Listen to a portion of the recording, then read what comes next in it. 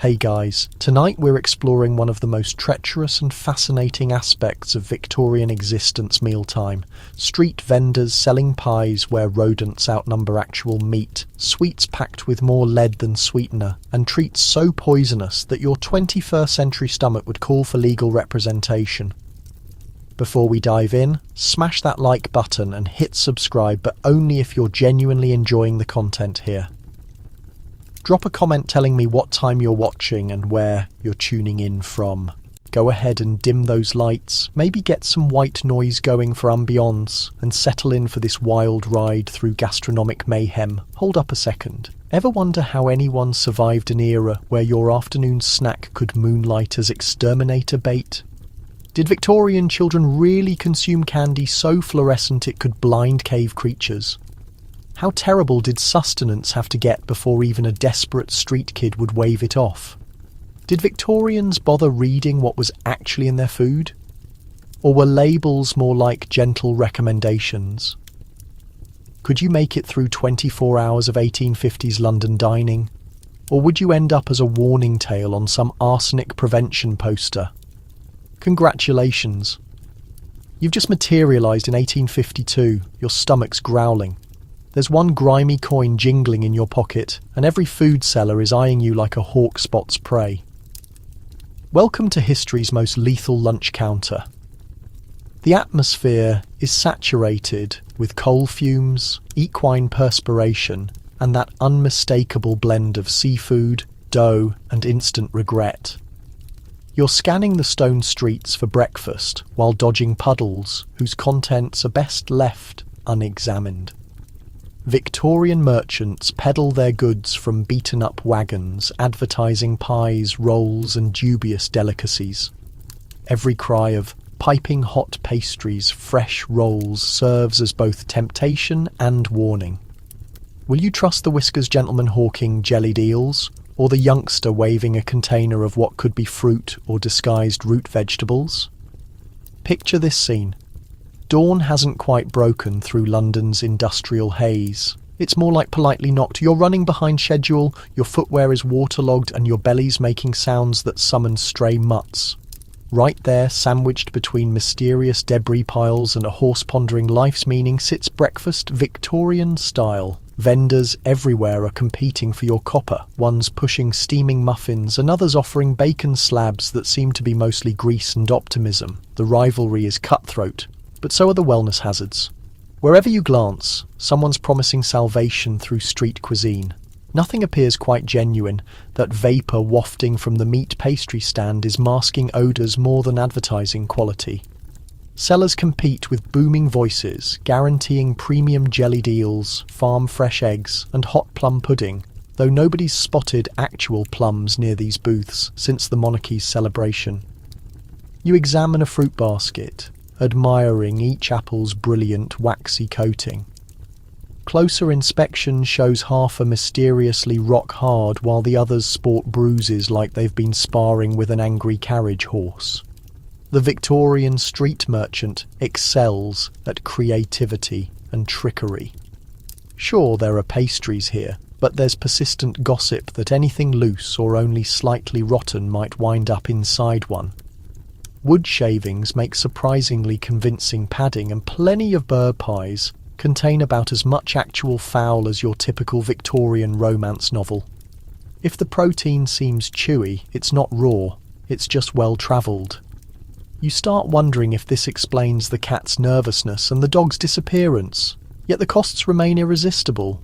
For 1 penny, you score a warm, solid chunk of sustenance that only occasionally fights back. Victorian merchants excel at transforming yesterday's scraps into today's special. You notice one clever boy hastily removing fuzz from a bun before handing it over. Cleanliness standards lean more towards suggestions than actual requirements. Can't spot mould? It's not there. Can spot it? That's bonus seasoning. Then comes the personality assault. Vendors perform as much as they cook. They'll compliment you, entertain you, and craft elaborate tales about their offerings. Fresh caught this morning, sweetheart. Never mind the Thames resembles broth more than water, and fresh spans anywhere from yesterday to last season. One especially ambitious lady sells genuine Cornish meat pies. Despite yesterday's sighting of her purchasing turnips from the neighbouring stall while grumbling about counterfeit potatoes, everyone's working an angle and judgment isn't welcome. While you weigh your choices, the city itself seasons every meal. Ash, grime, and whatever's drifting from the leather works next door, these are the hidden components in every Victorian street bite. You cautiously sample a penny roll and instantly question your decisions. The crust resists, the centre stays doughy, and the taste falls between flavourless and chemical mishap. But you keep chewing because hunger, like optimism, never dies, even when pie contents don't. Walking down the crowded avenue, you spot kids fighting over the final sticky green candy in a seller's container. The hue doesn't exist naturally, and the aroma could remove paint, yet to them it's treasure. That captures Victorian street vendor magic perfectly. Despite the hazards and questionable components, there's rebellious happiness. You're starving, they're hustling, and together you strike a deal, testing your digestive limits and faith in human nature. Let's face it, you might survive breakfast or you might discover new types of stomach distress. Either way, you're energized for another day in Earth's greatest, grimiest metropolis, with a satisfied belly and fresh appreciation for ingredient disclosure laws. Coming up, what's actually stuffed in that pastry? Spoiler alert, you'd rather not know. Lunchtime arrives. You grip your coin and boldly order a meat pastry. The shell is toasty, crumbly, and concealing mysteries with each mouthful. You avoid thinking about the whispers. Pastries stuffed with sawdust, rotten meat, alley cats, or whatever the seller discovered behind the butcher's that morning. You inquire about contents and get told, "Don't stress about it, love." How reassuring. Let's pause to appreciate the Victorian meat pie, a wonder of culinary hope and reckless confidence. You're positioned at the cart, appetite overruling wisdom, while that bronze pastry gleams temptingly in the smoky midday glow. The vendor shows a gapped smile and promises premium beef with confidence typically reserved for miracle cure peddlers and campaign workers. But you've heard the tales. Last week someone claimed they discovered a beak. Previously it was a fastener. Urban myth or just lunch? Breaking open the pie releases steam along with an aroma best described as meat-like. It's heated, anyway, and the crust isn't terrible if you enjoy pastry with roofing material texture. Inside lurks mysterious brownish-grey filling, generously sourced and shaped to puzzle professional butchers. Something's tough, something's gristly, and if fortune smiles, something resembles genuine muscle. If not, it's whatever tumbled off the wagon during transport. Victorian pies showcase creative economics masterfully. Meat cost plenty, so sellers stretched filling definitions. Some beef, lots of organs, handful of breadcrumbs, plus generous sawdust for consistency. The flavour, call it layered. Closing your eyes and concentrating might reveal actual bovine whispers. More probably you'll taste whatever creature was nearest the chopping station that day. Rodents, felines, canines, anything with limbs qualified. Limbless options made stuffing easier. Some pies bulk up with root vegetables or turnips, additions providing structural support over taste. Finding bone fragments isn't unusual, gentle reminders of former life or life-adjacent substances. During particularly tough periods, filling might mostly be gelatinous gravy, sticky mixture from boiled bones, random bits, and eternal hope you won't realise you're consuming meat-flavoured adhesive. Now, cleanliness. Forget gleaming kitchens. Most Victorian pie makers operated in conditions that would terrorise your immune system. No cooling systems, no plumbing, just wooden surfaces, dull blades and aprons you'd incinerate rather than launder. Meat sits exposed for hours, sometimes days, in open air, absorbing premium city fragrances and local fauna. Any bacteria surviving the baking process becomes additional flavouring. But deception is artistic. Vendors knew customers suspected, so presentation mattered most. Pie tops got brushed with egg or available liquid for shine. Some added decorative pastry designs, flourishes distracting from underlying existential terror, and naturally abundant pepper. Can't taste the meat? Maybe you won't notice what it isn't. Still, people purchase these daily. Cheap, filling, hot, 3 qualities scarce on London corners. When you're labouring 12 factory hours, and alternative lunch options include stale bread or suspicious sausage, pies seem downright fancy. Victorians lacked ingredient list privileges, so what's inside always answered with hope. So you consume. Perhaps you pause when something crunches inappropriately, or when discovering mysterious fur tufts in your filling. Maybe you pray silently to digestive deities before finishing with flourish, wiping hands on pants and congratulating yourself for surviving another Victorian lunch gamble. Tossing your empty tin into the gutter, you wonder, was that genuine beef, or did you just consume history's ultimate mystery protein? You'll never know, but you're breathing, satisfied, and ready for afternoon challenges. Next time, Victorian confections and why every sweet came with complimentary heavy metals. Sleep well. Your sweet craving is active, and candy trays glitter brilliantly in sunlight. Victorian confectioners just discovered food colouring, unfortunately coinciding with the local mortician's discovery. Candies shine in dazzling emerald and scarlet, courtesy of generous lead chromate and arsenic portions. 1 nibble might taste heavenly. 2 nibbles, and you're meeting celestial beings.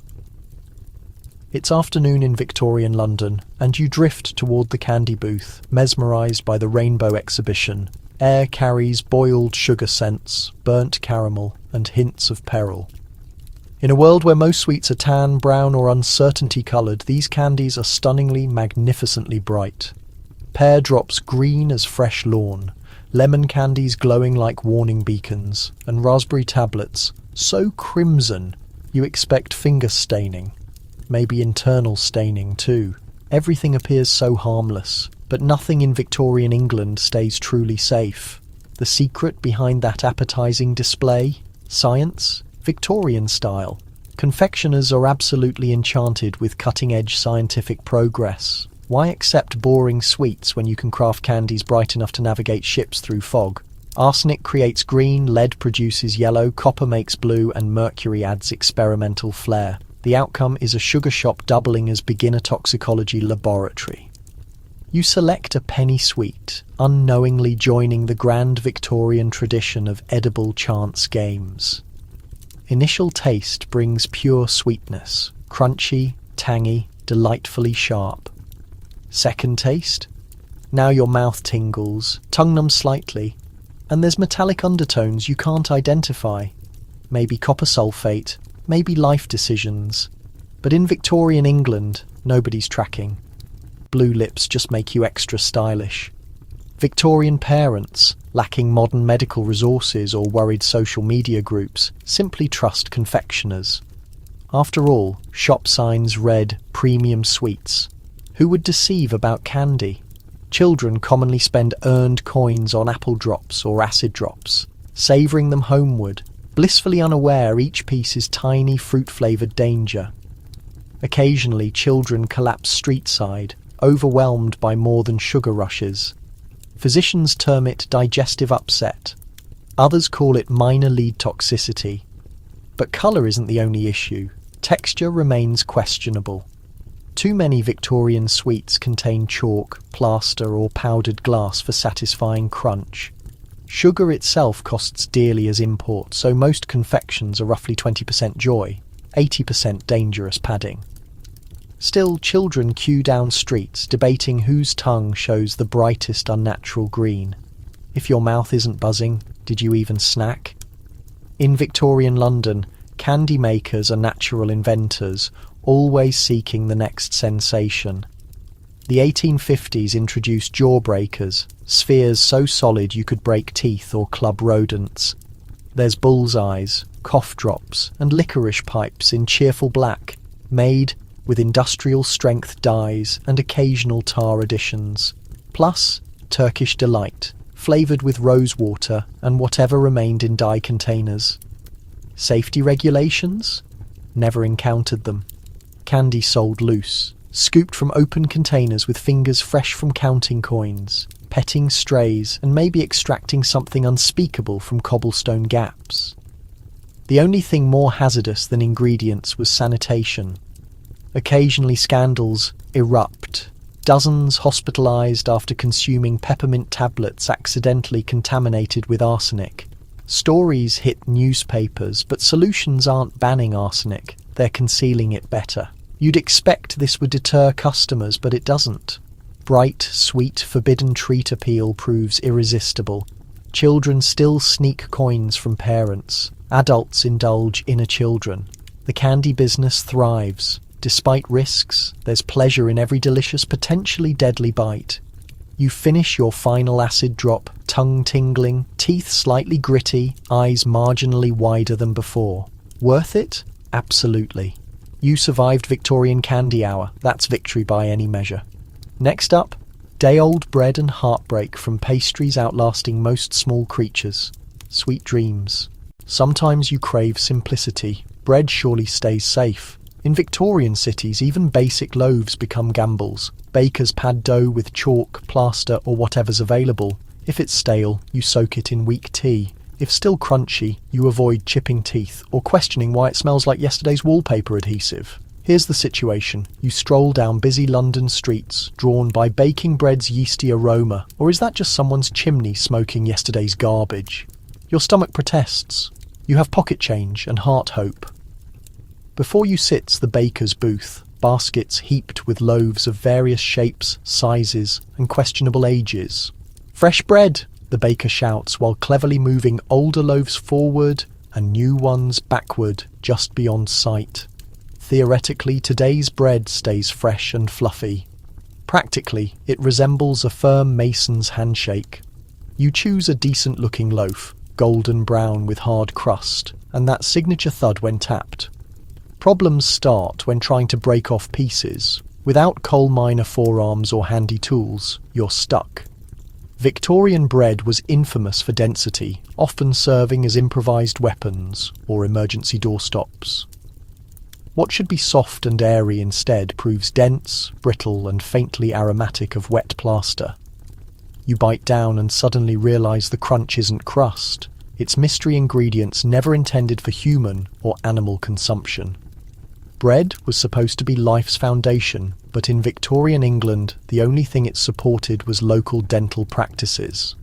To increase profits, bakers mixed clever fillers, chalk for whiteness, alum for texture, mashed potatoes for volume, and when flour ran low, ground bone or sawdust for good measure. Lucky you get mostly flour. Unlucky you're eating a science experiment. That extra white bread, so customer prized, owes its paleness to chalk or plaster of Paris, both easier to source than actual wheat. Then there's freshness concerns. Loaves labelled today's might easily be last week's, artfully revived with water splashes and quick oven minutes. Bakers mastered disguise. Is the loaf still oven warm or strategically heated over coal fires to attract hungry customers? You'll never know. The only guarantee is by the time you reach home, your bread will be perfectly stale for cricket bat duty. Victorians weren't choosy eaters. They couldn't afford pickiness, but they stayed resourceful. If bread proved too hard for chewing, you'd slice thin and soak in weak tea, hoping to soften the impact. Sometimes, feeling fancy, you'd spread jam or drippings to mask flavour. All else failing, you'd feed pigeons. Or, living near docks, use it as ammunition against rival street children. Naturally, eating Victorian bread wasn't just dental endurance testing, it was health gambling. Chalk and alum caused nasty stomach issues, and repeated plaster or sawdust exposure helped nobody. Doctors commonly saw patients with bread belly, exactly as delightful as it sounds. If fillers didn't sicken you, mould or fungus might.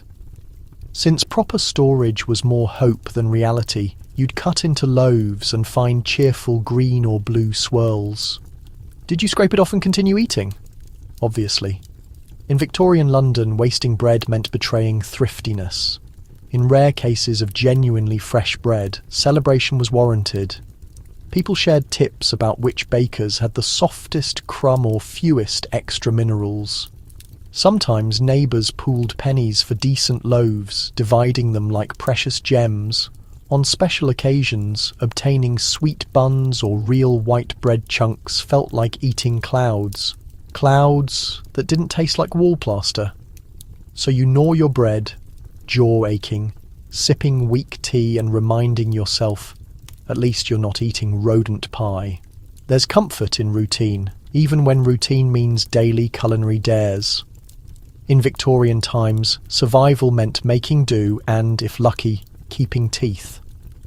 Next up, thrilling Victorian dairy adventures. There's more chalk in milk than bread. Milk arrives at your doorstep in glass bottles or tin cans, if unlucky. Without refrigeration, milk sours faster than optimism. Enterprising milkmen refresh products with chalk, water, and sometimes formaldehyde dashes. You drink your morning glass and wonder why it fizzes. Let's enter the utterly unpredictable Victorian dairy world. It's breakfast time. You stumble doorward in city fog thick enough to spread on toast.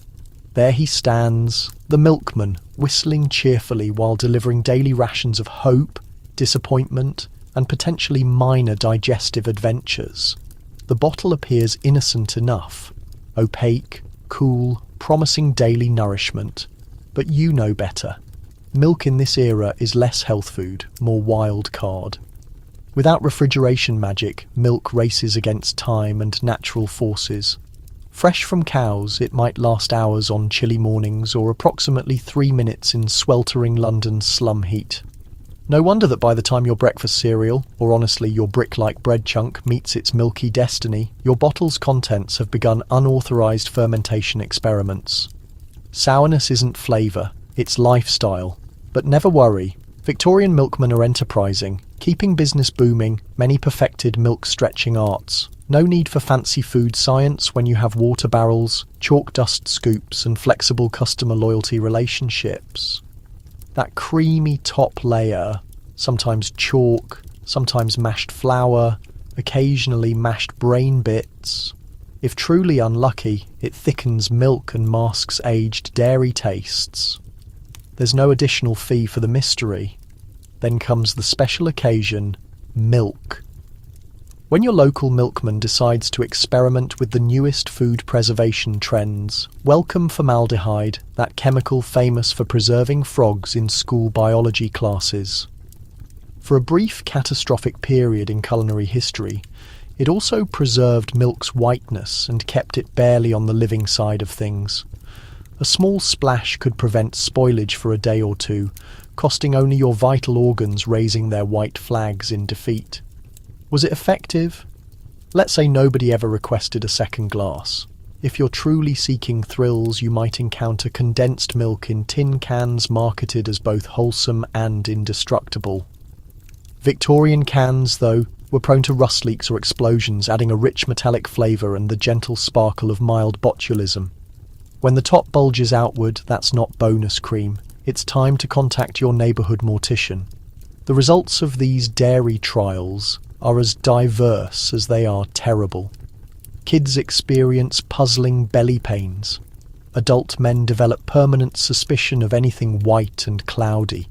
Physicians attribute the widespread summer sickness, Victorian slang for food poisoning, to the mysterious influence of contaminated air. They never suspect the real villain is sitting there on the morning table, quietly bubbling in a ceramic pitcher. Still, milk remains vital, and most folks press on, dunking their bread, lightening their tea, and pouring it over oatmeal with stubborn determination. Some build cast-iron stomachs, while others simply adjust their standards until sourness becomes almost reassuring.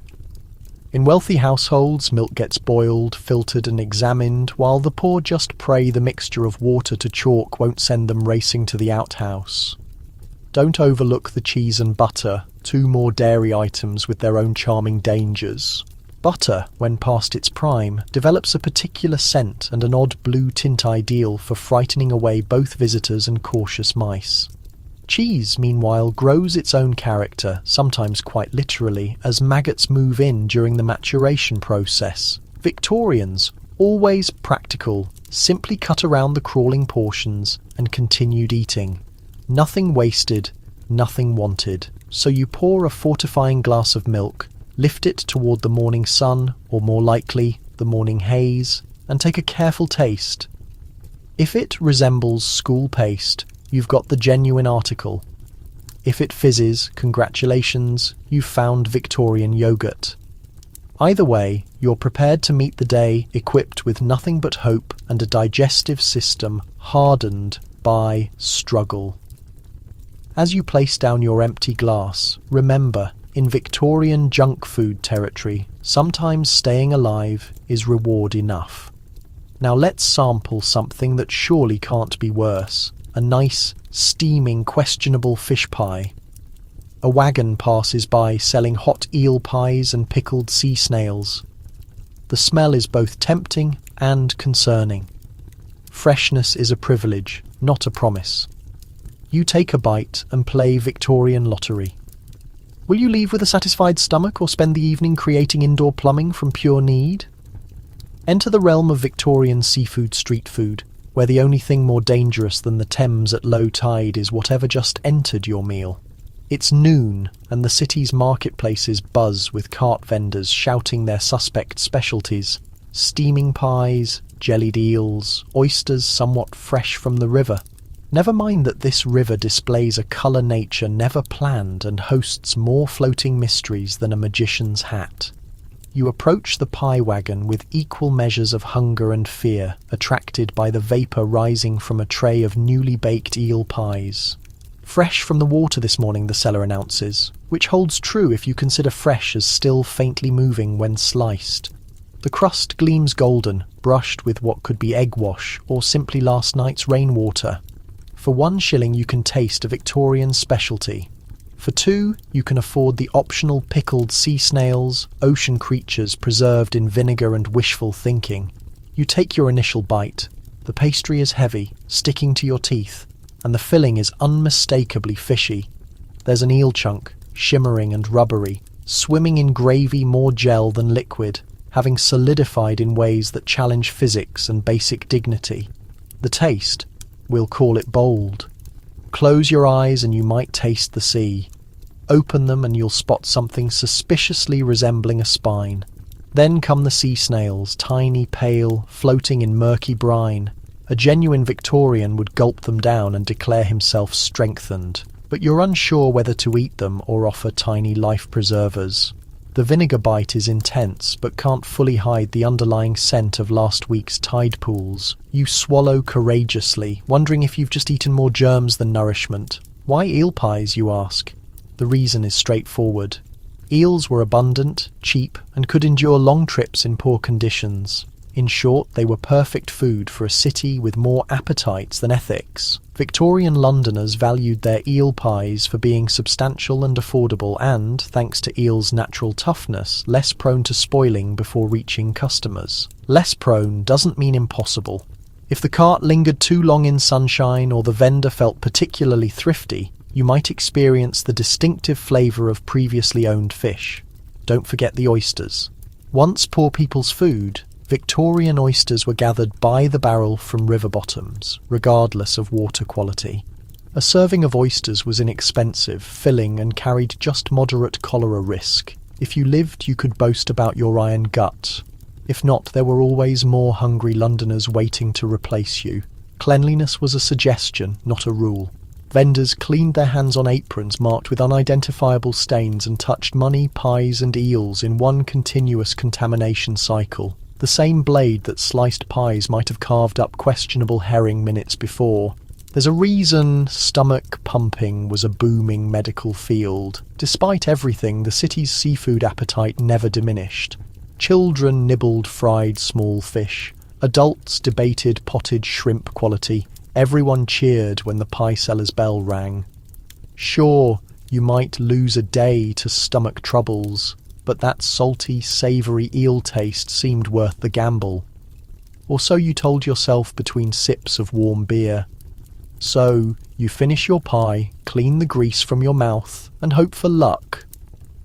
In Victorian London, eating was always an adventure, one ending with either a full stomach, a night of remorse, or newfound appreciation for modern food safety. Up ahead, let's discover what terrors hide behind the brilliant display of Victorian candy. Sweet dreams if your stomach permits, the most popular window treat glows vivid, almost radioactive green. The secret? Arsenic. Victorian candy makers value appearance over safety. A handful of apple candies might send you to the physician, if the physician isn't creating problems himself. Let's enter the cheerful madness of a Victorian candy store. Sunlight streams through dirty glass, lighting jars packed with drops, ribbons and sugar sticks in colours that nature never intended. Children flatten their noses against windows, eyes bright and fingers sticky from earlier adventures. At the centre, a pyramid of dazzling green apple drops sits like crown jewels, each one gleaming with promise, excitement, and the faintest hint of disaster. Victorian society was colour-obsessed. What mattered wasn't what filled your food, but how vivid, attractive, and impressive it looked to neighbours. Dull candy didn't sell, so ambitious confectioners embraced the latest industrial chemistry advances, convinced that what doesn't kill you must taste wonderful. For green, nothing matched arsenic compounds. Specifically Shields green or Paris green, both extremely poisonous, both absolutely perfect for making candy shine like a goblin's emerald. The method was easy. Mix some arsenic-based colouring into sugar, heat it, mould it into spheres, and voila. A treat as bright as jealousy itself. Nobody questioned it. The more artificial the colour, the more children pleaded with parents for a penny to purchase them. The effects were both quick and lasting.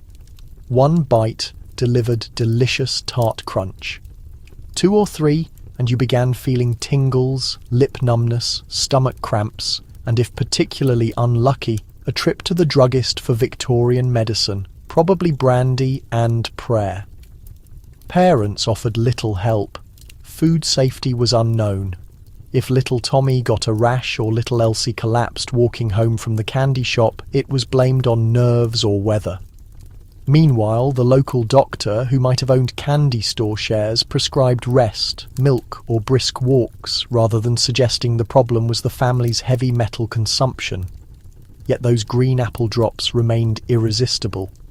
For children raised on grey bread and boiled cabbage, anything resembling pure happiness justified the risk. Kids competed to eat the most in one sitting, proudly showing tongues turned neon by their forbidden treats. This was before ingredient labels, when natural simply meant it originated somewhere on Earth and sugar could be anything sweet enough to mask chemical flavours. The candy shop exceeded mere purchasing. It was an experience, social ceremony, courage test, bragging rights opportunity, and possibly mild arsenic poisoning chance. Shelves held green candies, blue drops coloured with copper sulphate, and red sweets brightened with lead oxide. Each carried risks, but none matched the green apple drop's infamy. Stories spread about sick children, families swearing off sweets briefly, only to return to that glimmering window jar. Alternatives existed. Plain toffees, licorice sticks, candied nuts, but nothing could compete with forbidden appeal. Even when newspapers printed horrifying accounts of entire classrooms falling ill after sharing candy, shops never truly emptied. Victorian England was where danger served as just another recipe ingredient, so you hand over your penny, grip a paper twist of emerald drops, and pop one in your mouth. The flavour is sharp, sour, undeniably exciting. Is that tongue-tingling? Perhaps. But in Victorian times, a little risk is childhood's price. Next time you want a treat, check if it glows in darkness. If so, congratulations. You're living the Victorian dream. You decide to bake homemade bread thinking it's safer. The flour is white, suspiciously white. That's because it's been enhanced with bone powder, ground chalk, and sometimes brick dust. The only thing less nutritious is its container. Let's set the scene. It's a cold Victorian morning and you're determined to control your culinary fate. The street sellers and their mystery pies are history, the memory of day-old bread still stuck in your teeth. You walk to the neighbourhood grocer, hard-earned coins clutched tight, requesting the finest available flour. The grocer pushes a sack across the counter, smooth, powdery, gleaming white like postcard snow. Except you know nothing in Victorian London is ever that clean. In an appearance-obsessed era, flour was no different. Customers demanded bread as white as possible, showing refinement and wealth. But wheat costs money and honest work costs more. So bakers and millers started padding their flour with cost-cutting enhancements. Some seem almost romantic. Bone powder from local slaughterhouses for extra wholesome texture, finely crushed chalk for lightening and brightening. For the truly budget-conscious brick powder from nearby demolition sites. It's red, gritty, and definitely not dietary. At home, you dump flour into a bowl and watch pale dust rise like Victorian fog. The bread recipe is basic. Just water, yeast, salt, and apparently whatever remained from the funeral home's sweepings. You mix dough, kneading with growing worry, wondering if that crunch under your palm is stray wheat or someone's former garden wall pieces. You set your loaf rising, but yeast seems puzzled, facing a starchy cemetery of non-food additives. Still, you continue. After all, you're baking from scratch. It's honest, homemade, and you almost convince yourself you're eating healthily. Actually, the only health benefit is strengthening jaw muscles for future dental emergencies. The baking itself is hopeful. The kitchen fills with something almost, but not quite bread-like. When you finally extract your masterpiece from the oven, it's heavy enough for home security. The crust is strangely hard, and the inside shows mysterious greyish colouring no filter could improve. You slice it, watch crumbs scatter, and prepare yourself. The first bite is chalky and oddly metallic, flavours more suited to hardware stores than bakeries. But in Victorian times, a stomach full of something solid beat emptiness. You chew thoughtfully, reflecting that enhanced flour focused on survival over nutrition, if survival means living long enough to regret your meal. The Great Flour Scandal wasn't really scandalous. It was normal practice. Nearly everyone knew bread was corrupted. Occasional newspaper investigations appeared, complete with stern warnings about brick consumption and illustrations of skeletal millers cackling while dumping debris into flour bins. But enforcement was spotty, and hungry families wouldn't argue with hunger's solution. Health consequences were predictable: chronic stomach pain, mysterious exhaustion, teeth wearing down faster than shoe soles. Children grew up thinking bread should taste like sandpaper, and white teeth meant you'd never eaten sandwiches. Yet the practice continued. The purity illusion, bright snowy loaves displayed in bakery windows, proved too powerful to resist. In rare honest moments you might trade neighbourhood tips about improving store-bought flour, some sifting here, careful sniffing there, or, if especially clever, a friendly word to the miller for the least corrupted bag.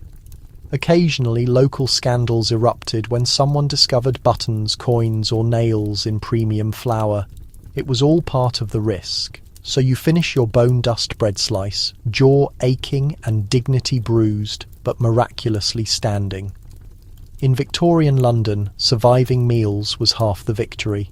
Coming up, what happens when thirst strikes and drinks are as enhanced as food, sweet dreams and watch your teeth. A hot day demands ice cream, and Victorian vendors happily oblige with secret ingredients. Often it's chalk, toxic colouring or fermented milk. You lick and hope the crunch comes from sugar, not grit. Picture the scene. It's the rarest Victorian London day. Warm, breezy, only slightly scented with horse manure and coal smoke.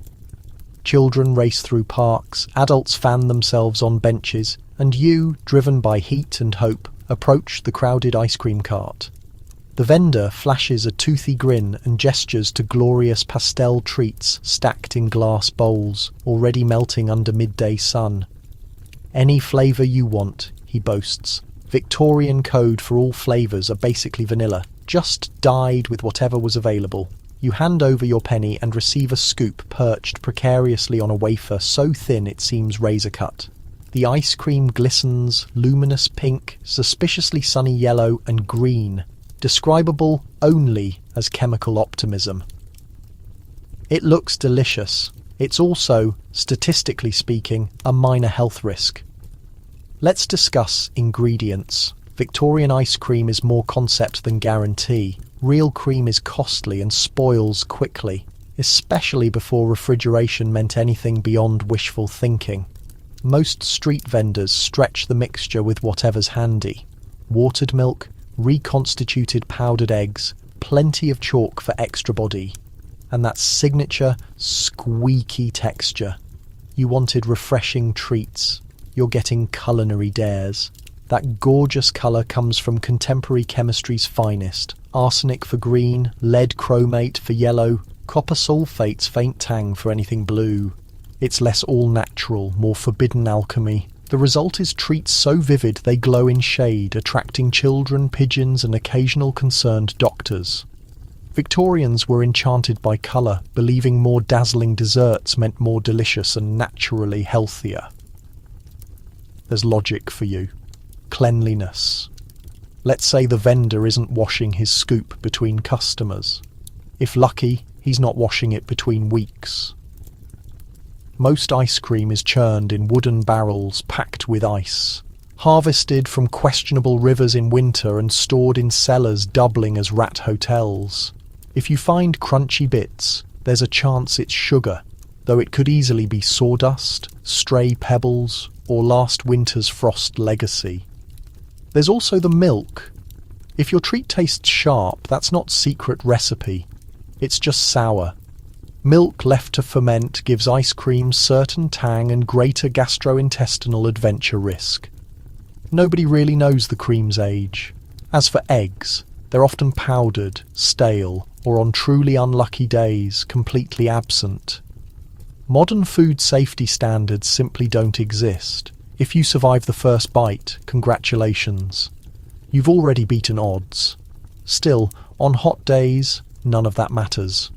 You lick your ice cream, savouring instant tongue chill, sugary rush, and subtle existential risk undertones. Children line up behind you, coins ready, eager to chase heat away with something cold, bright, and slightly dangerous. Occasionally, rumours circulate about outbreaks, summer fevers, mysterious stomach cramps, or that time Mrs. Fenwick's entire Sunday school class spent a week bedridden after a particularly lively park outing. Yet, the appeal persists. Nothing makes city children feel rich like icy treats, momentary escapes from boiled cabbage and crusty bread drudgery. In Victorian London, dessert isn't just food. It's gambling, celebration, and intestinal fortitude testing. So you finish your cone, grit included, and wipe sticky fingers on your pants. Maybe your stomach rumbles, or maybe you feel more alive, a survivor of another Victorian taste trial. Next time, you promise yourself you'll stick to water. But not really. After all, what's life without danger? Preferably served with sprinkles. For a single penny, you can buy pudding from a street stall. It's steamed in a battered tin, filled with raisins. And is that grit?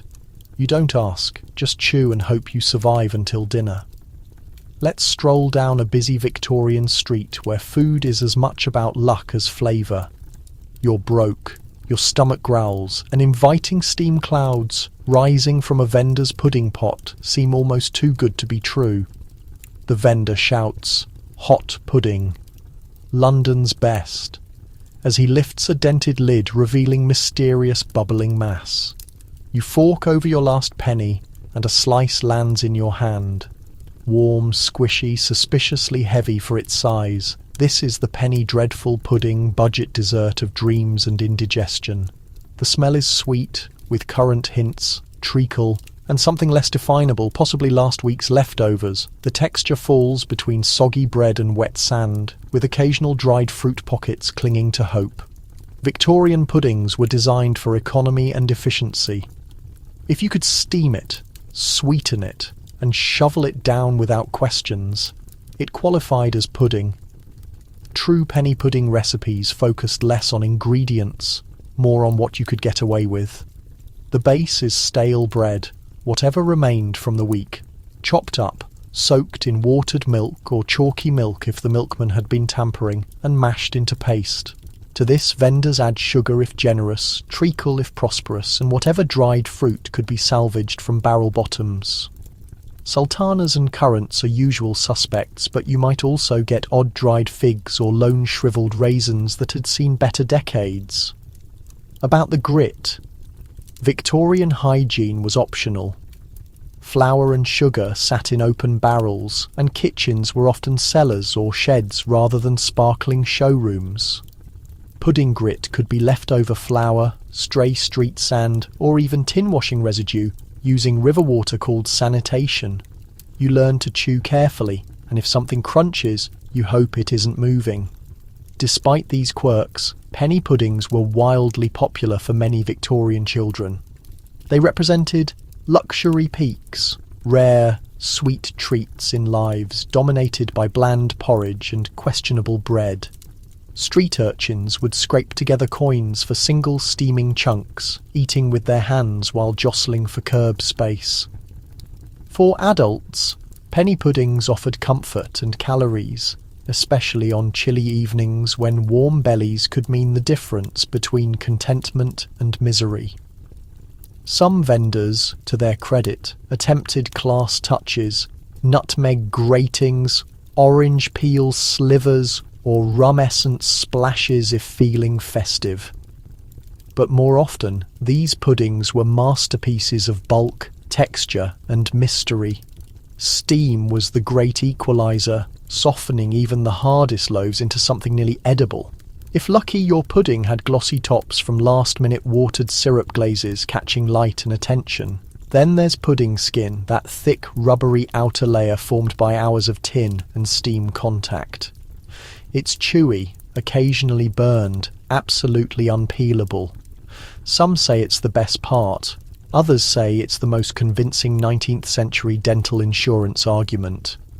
You finish your slice, licking sticky treacle from fingers, and marvel how a single penny could buy so much uncertainty and so little nutrition. Your hunger is gone temporarily, and you've survived another Victorian snacking roulette round. You'll probably last until dinner, provided you don't chip teeth or swallow something unidentifiable. Then again, that's just the price of budget sweet living in Industrial Revolution times. Coming up, pickled specialties, because nothing says adventure like eating food that's soaked in vinegar longer than you've been alive. You eye a jar filled with mysterious floating objects. Eggs, onions, even pig feet. Pickling is the Victorian refrigeration answer, and the flavour is memorable.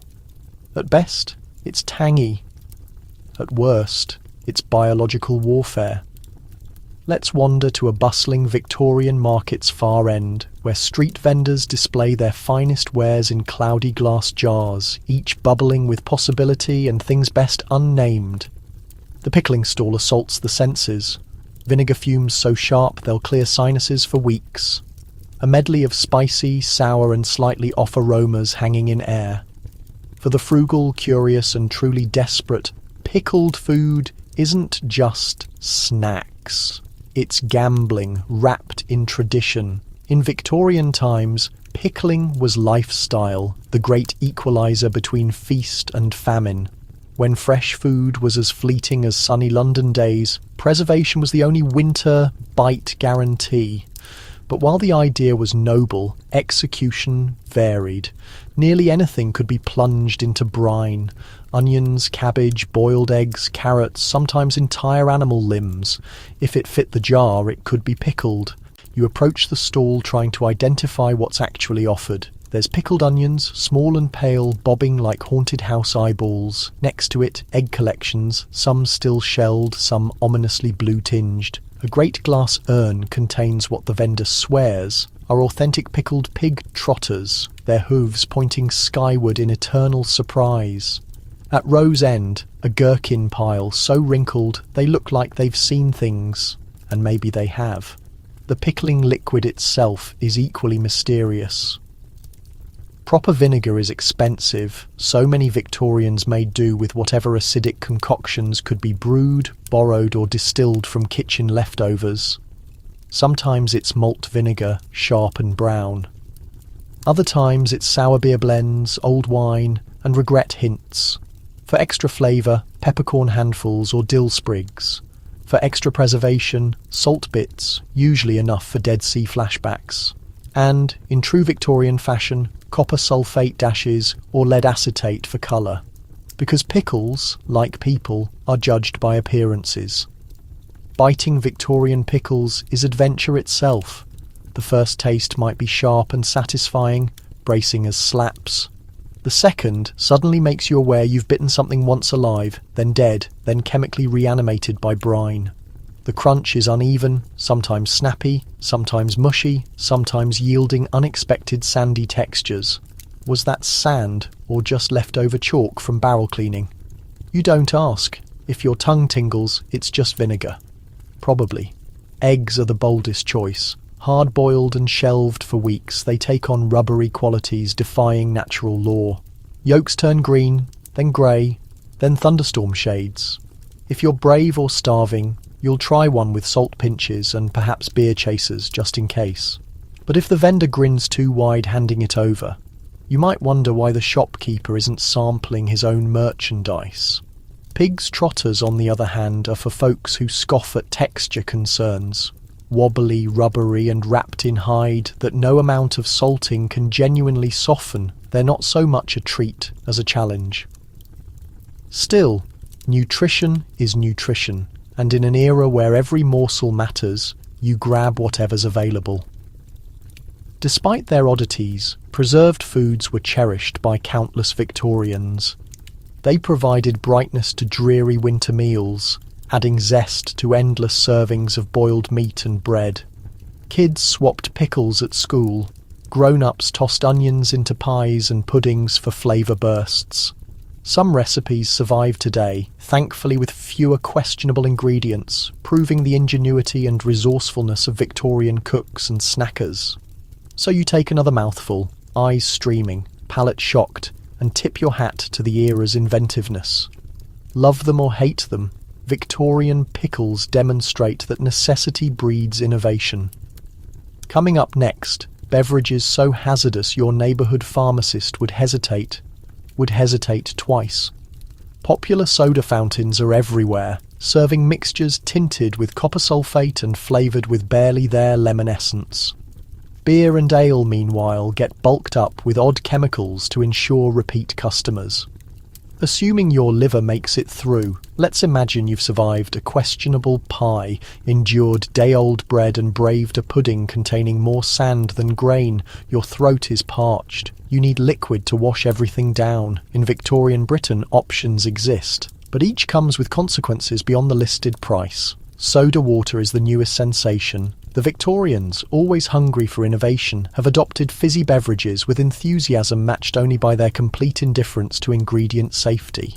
At neighbourhood apothecaries or busy street markets, you'll discover gleaming soda fountains offering endless streams of refreshment.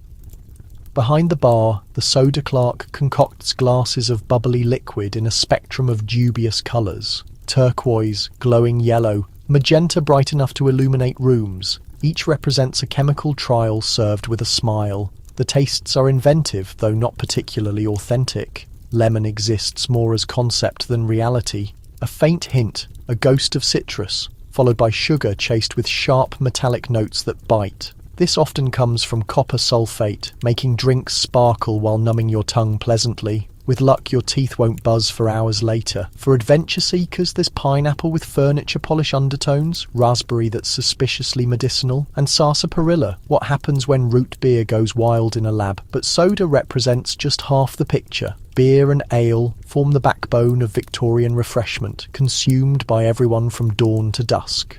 Water, after all, presents serious risks in cities treating rivers like community garbage dumps, yet brewing beer involves more than hops and grain, especially when profit margins shrink and regulations remain wishful thinking.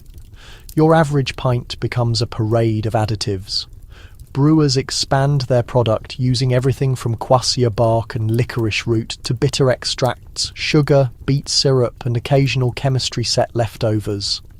Want golden-coloured beer? Add lead shot for clarification. Need returning customers?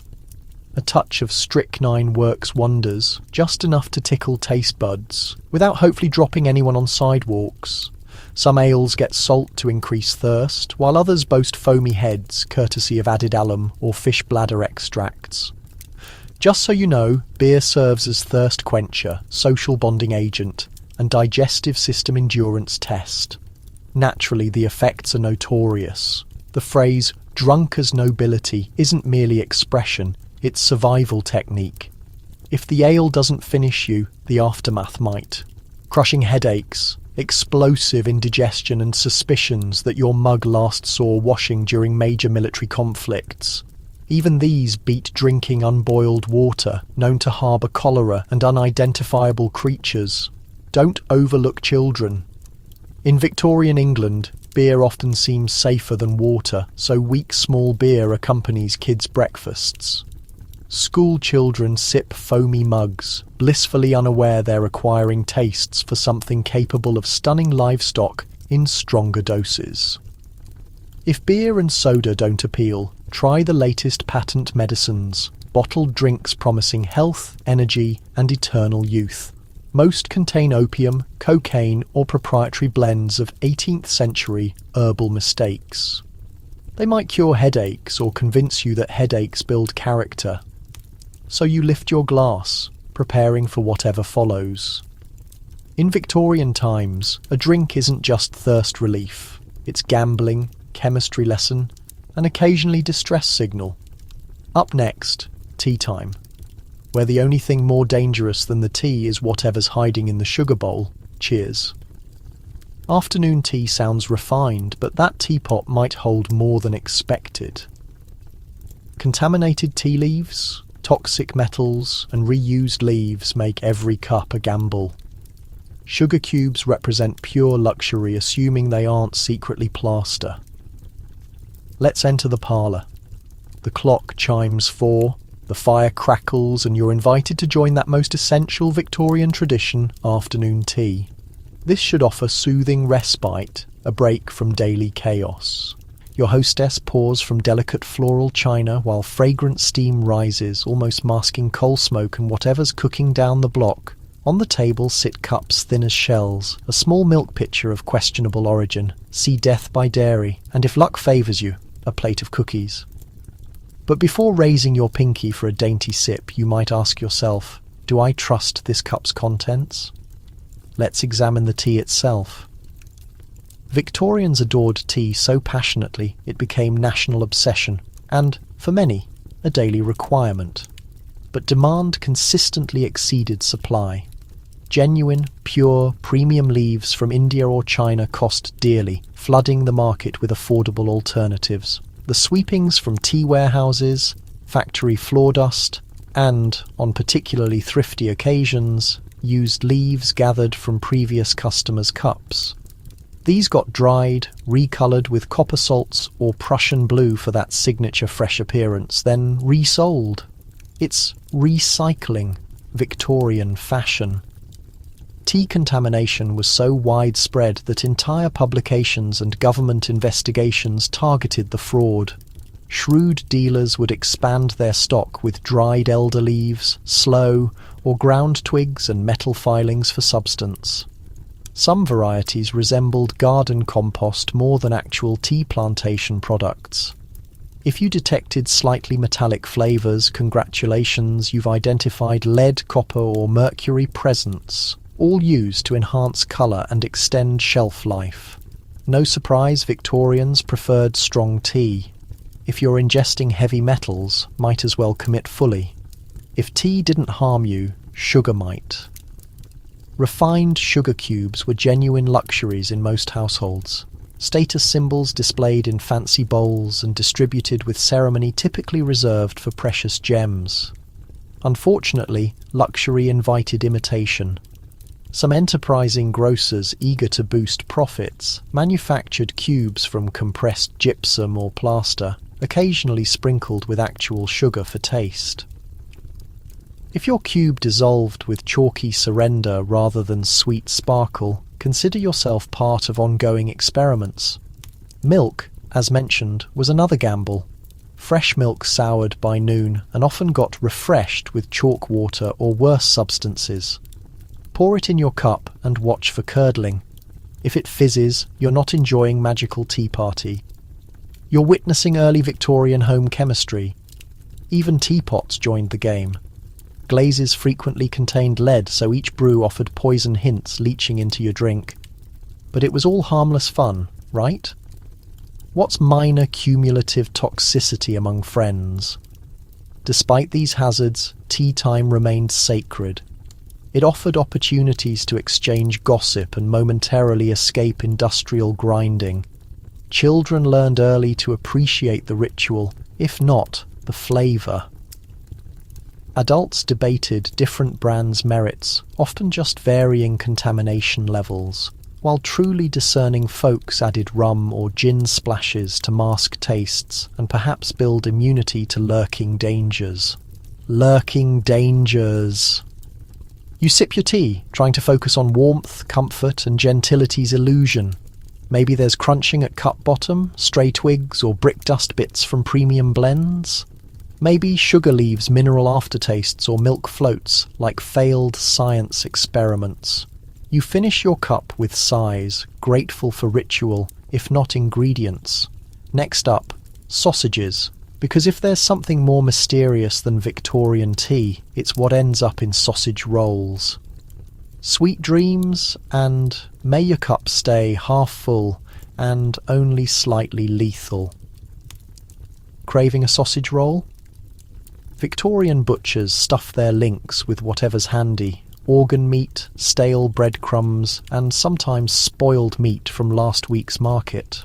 Sausage casings. Don't ask, don't examine. Let's approach the local butcher's counter where sausages hang in proud rows, plump, gleaming and overly eager to stain your napkin and digestive system. You're hungry, desperate for something substantial. The aroma of crackling fat almost makes you forget whispered rumours about Victorian sausage contents. Almost. But before biting, let's explore 19th century sausage-making magic. The principle is waste nothing. In pre-industrial meat packing times, every animal part was fair game. Prime cuts went to wealthy folks. The odds and ends, scraps and less identifiable regions were destined for sausage grinders. It's ultimate nose-to-tail eating, except sometimes you're unsure what species the tail came from.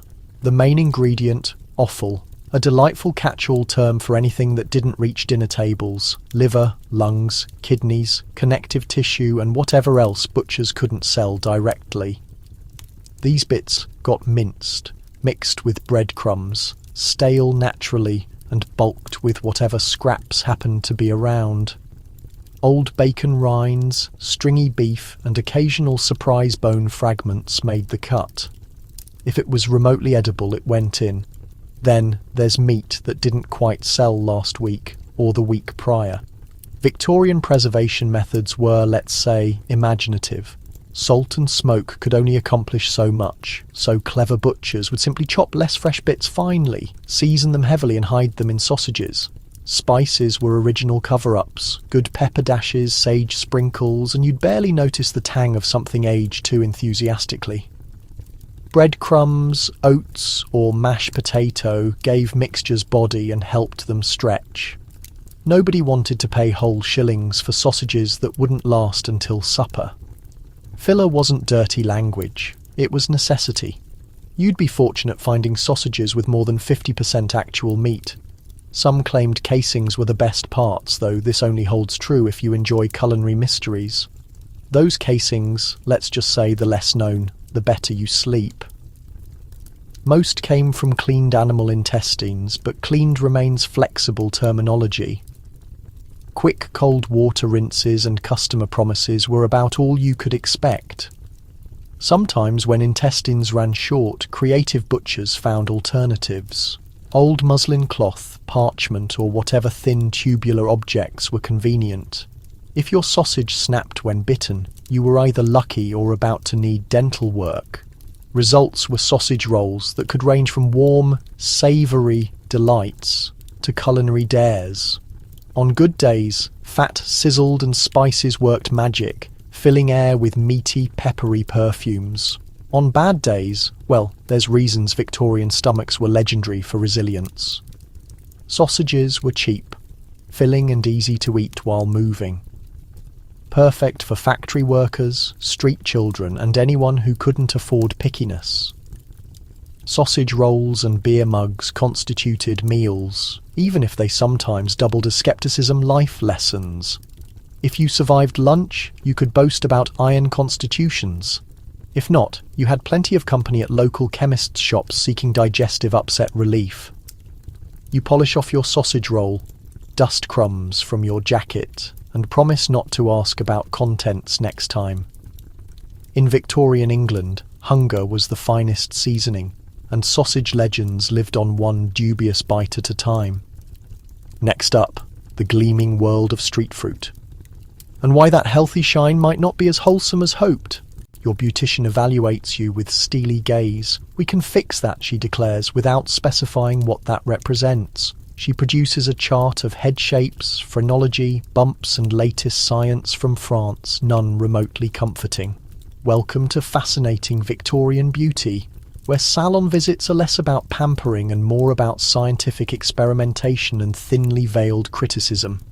You sit nervously smoothing your skirts as your beautician, part artist, part amateur anatomist and full-time busybody, prepares to give you makeovers based on the day's most cutting-edge theories. By cutting edge, we mean wildly speculative and about as accurate as predicting weather by staring at potatoes. She begins with obligatory head examinations. Not for lice, thankfully, though that's always risky. But for phrenology, the pseudo-scientific belief that skull lumps and bumps reveal character, intelligence, and perhaps whether you'll look better with ringlets or severe chignons. Your beautician's fingers dance across your scalp, stopping occasionally to scribble mysterious notes, possibly anxious, melancholic, or prone to spontaneous combustion. You're half tempted to ask if she's discovering treasure. Out comes the chart. A masterpiece of Victorian nonsense, heads of all shapes, each linked to personality traits and matching hairstyles. If you have noble brows, she recommends Grecian updos. If your cranium is narrow, she might suggest extra volume with horsehair padding help or homebrew tonics made of egg whites, and on particularly experimental days, brandy splashes. She peers at your profile, frowns, and measures jaw width with brass calipers, like tailors at particularly confusing fittings. Now the science really begins. She consults latest French beauty journals, promising miracles through scalp massage, galvanic currents, and magnetic hair brushes. One article claims you can stimulate hair growth by vigorously brushing hair 100 strokes nightly while facing true north. Another recommends hair food, thick aromatic concoctions with axle grease consistency and scents reminiscent of yesterday's roast beef. She rubs it between hands and explains in soothing tones that it's guaranteed to activate follicles, though your scalp will spend the rest of the day looking as if styled with suet pudding. Politeness, naturally, is key. At no point does your beautician ever state outright that your hair is dull, your skin is sallow, or your ears are wrong shapes. Instead, she frames it as improvement opportunities, for rejuvenation, or simply for following Parisian trends sweeping the empire's more fashionable parts. If you don't resemble Louvre statues, don't worry, there's lotions, powders, or special hats for that. The entire experience is oddly soothing and deeply unsettling. You nod along as she recommends products that sound suspiciously like cleaning supplies. Arsenic face cream for pale skin, belladonna drops for wide eyes, and lemon juice tonics for radiant complexions and stinging scalps. Each solution is offered with gentle conviction that you almost forget you're paying someone to diagnose you with minor brow ridge defects.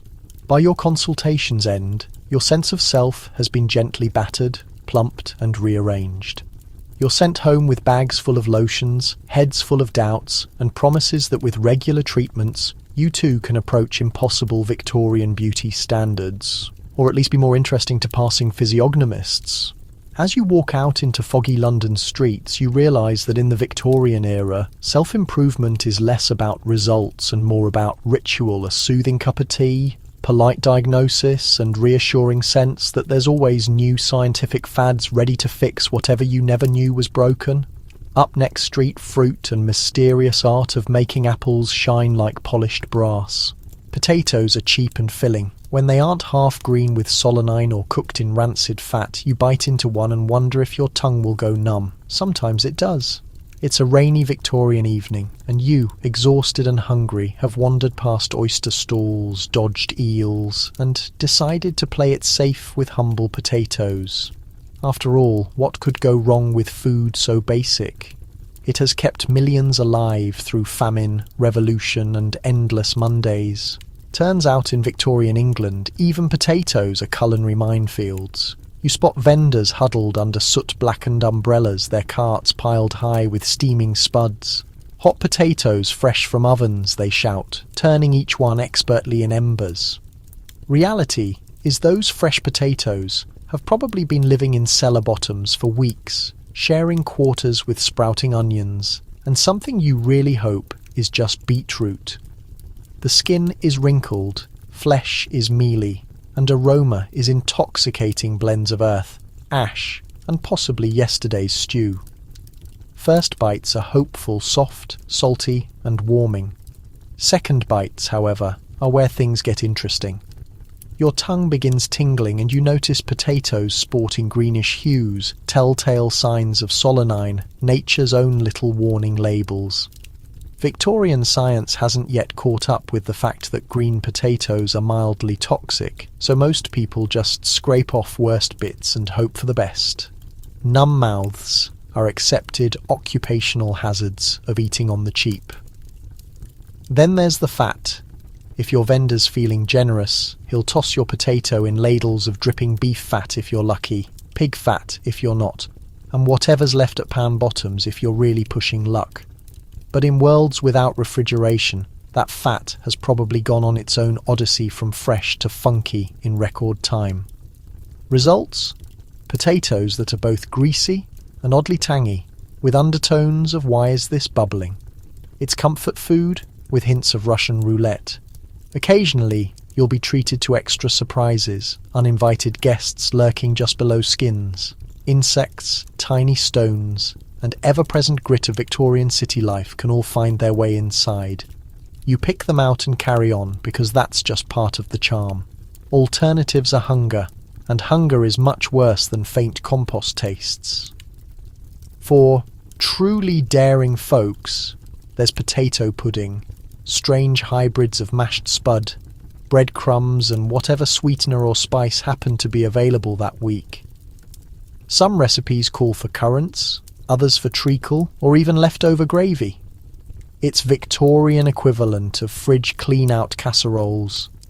Comforting if you're lucky, crimes against nature if you're not. Potatoes are also poor man's dessert. Vendors will stuff them with cold cabbage, douse them in vinegar, or, on special days, offer butter dabs so small you need magnifying glasses to spot them. Kids line up for potato skins, roasted crisp over open flames, then dusted with whatever seasoning could be found, often just more ash from fires. Even in their simplest forms, potatoes are versatile blank canvases, ones that often get painted with whatever is handy, edible, or otherwise. Of course, potatoes are still better than alternatives. For many Victorians, they were lifelines, calorie sources that kept wolves from doors, even if they occasionally brought stomach aches. Instead, if you finished your potato without going numb, it was a win. If you didn't, well, you just drank a little more beer and hoped feeling would return by morning. So as you polish off your slightly green, slightly greasy, faintly mysterious spud, you remember in the world of Victorian junk food, even safest bets are risks. Still, you're fed, you're warm, and you're only slightly tingly. Next up, what happens when your factory lunch is whatever you remembered to stuff in your pocket at dawn? Break time in Victorian factories means cold tea and slices of whatever's survived in your pocket since dawn. If you're lucky, it's edible. If not, you blame headaches on smog, not sandwiches. Whistles blow, echoing through cavernous brick halls as dozens, sometimes hundreds, of workers wipe grime from hands and make their way to drafty corners or nearest patches of sun. Outside, lunch is brief and sacred ritual, pauses in relentless grinds of clattering looms, roaring furnaces, and supervisors with eyes sharper than their pencils. You settle on cracked stone steps, pry open your bundles, and brace yourself for culinary surprises. Inside your lunch cloths are slices of bread that have seen better days, crusts hard as cobblestones, centres seasoned with yesterday's pocket lint. If you're lucky, there are cheese slivers slightly shiny around edges or bacon curls whose best days are firmly in the past. For many, midday meals are just bread and cold tea, because tea, even cold, is considered safer than water. It's far from steaming midday buffets of modern lunchrooms, but it's fuel for the next 4 hours of labour. Let's talk sandwiches.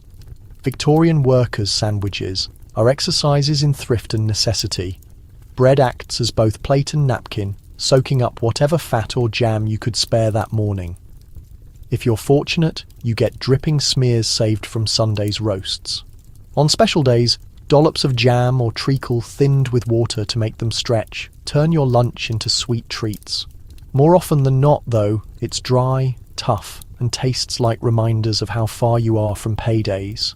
Meat, when it appears, is sliver at best. Ham slices thin enough to see light through, or perhaps cold sausages of mysterious origin and indeterminate age. Cheese is sharp partly because it's aged, and partly because it's begun developing its own personal philosophy. If you're especially unlucky, you find factory specials yesterday's potatoes gone stiff and grey but still edible with enough effort and imagination. Of course, factory conditions don't help appetites. Air is thick with coal dust and metallic tangs of machinery, so your sandwiches are inevitably seasoned with soot sprinklings. Hands aren't washed, there's no running water, only communal buckets best left uninspected. You eat fast, guarding your food from rats, sparrows, and ever-watchful eyes of co-workers. Some days friends might trade you half-pickled onions or pudding chunks for sips of your cold tea. Sharing is survival. You swap stories, news, and whatever edible fragments you've managed to gather. There's camaraderie in hardship, laughter in face of mystery meat, and unspoken understanding that nobody asks what's actually in sausage rolls. Dessert is luxury. Maybe you've saved bits of hard candy from children's birthdays, edges blunted by days of pocket travel, or perhaps penny buns bought on the way to work. And now, dense as bricks, are all you have left, even bits of fruit, if they survived. Morning's commutes are treasures. You eat every crumb because dinner is hours away and factories won't stop for hunger. What about headaches? Is it smog, noise, or dubious lunches? No one knows. You down last gulps of cold tea, hoping it revives you, and stand when whistles call again. Break time is over. Looms start anew. If your stomach protests, you remind yourself that tomorrow is another chance at better lunches. So you tuck away your clothes, dust crumbs from laps, and dive back into the day's labour. In Victorian times, eating on the job wasn't about nutrition or flavour. It was about surviving to see another break. Next up, chaotic magic of fairground food, where even dessert can be dares. Victorian fairgrounds are festivals of food, noise, and gentle rumbles of impending food poisoning, from toffee apples dipped in questionable syrup to fried dough hard as cobblestones. The fun is always slightly haunted by indigestion. Let's set scenes. You step onto fairgrounds, greeted by smells of horse manure, hot sugar, and something deep-fried that's probably illegal in 3 modern countries. Air is alive with clatter of wooden games, shrieks from penny amusements, and sing-song cries of hawkers competing to sell you next treats that might just possibly not kill you. Children drag parents from one stall to next, hands sticky, pockets lighter, and stomachs rumbling with dangerous mixes of anticipation and last night's bread. At Chaos Hearts, food. So much food. Toffee apples dangle from sticks like jewels, promising sweetness and temporary escapes from city life realities. Apples themselves are sometimes day or two past their best, but glossy shells of hardened sugar are thick enough to preserve anything short of fossils. You take bites, nearly chip teeth, and discover that toffee cracks in sharp, almost weaponized shards beneath shells. Apples are cold, mealy, and occasionally sport-bruised patches that taste of vinegar and regret. Next up, fried dough. Every fair boasts its own takes: fritters, crullers, doughnuts, and mystery lumps tossed in lard and dusted with sugar. Outsides are golden, glistening, and mouth-watering.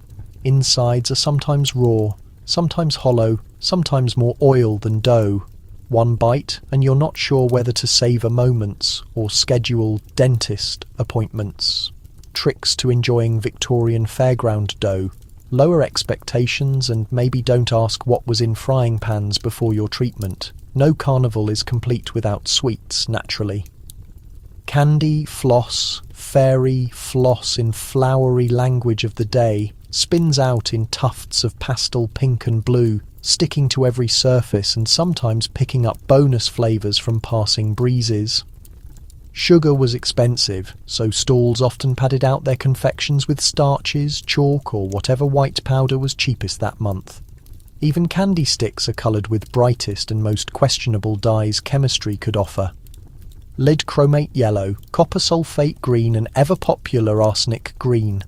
For that little thrill of danger with your sugar rush, you move on to savoury stalls where choruses of sausages sizzle on grills and aromas of onions nearly mask smells of frying fat.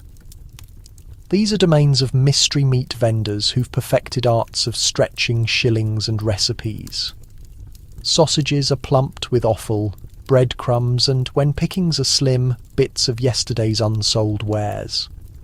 One sausage roll might taste like heaven, the next like existential despair. Brave folks will try pork pies served hot or cold with wobbly layers of aspic that shimmer in sunlight and look alarmingly like Victorian glasswork. But it's not all fear and caution.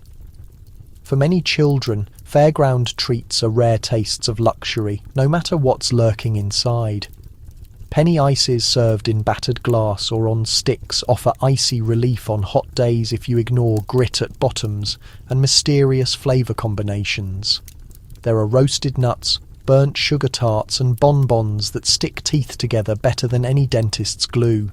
Yet everyone knows risks. Stomachs begin rumbling, faces pale, and fairgrounds' true soundtracks emerge, gentle choruses of groans as reality sets in. Maybe it was cream buns left in sun. Maybe it was pickled eggs, eel pies, or just mysterious soda pop coloured like peacock's dreams. Still, no one leaves empty-handed or empty-stomached, just slightly more wary and maybe touches green around gills. You stumble home, pockets empty, hands sticky and belly full of memories, some better left forgotten. At Victorian fairs, food was always part of adventures. If you survived days, you'd earned rights to tell tales. Next up, childhood snacks. Because if you think adult food was scary, just wait until you see what kids could buy for pennies. Victorian children crave sweets, but pocket money doesn't stretch far. Halfpennies buy handfuls of bullseyes or licorice pipes, sometimes full of sand, sometimes full of something much worse. Let's travel back to soot-streaked street corners where knots of children in threadbare clothes press noses to glass of sweet shops, or, more commonly, to wooden counters of carts set up in bustling alleys. Laughter and shouts fill air as few lucky kids count precious coins, hoping to score something sweet, colourful, and, if fate allows, not lethal.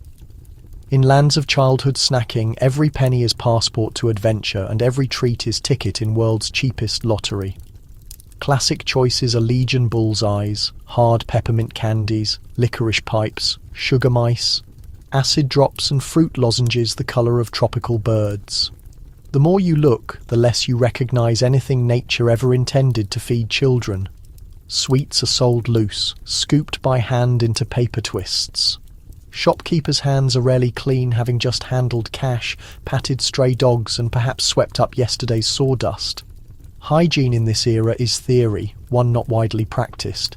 Candy itself is as much filler as flavour. Sugar is expensive, so every piece is padded out with chalk, starch, or plaster of Paris. With any luck, those bullseye candies taste mostly of peppermint. Without it, you'll detect clear notes of limestone and that unmistakable crunch of sand.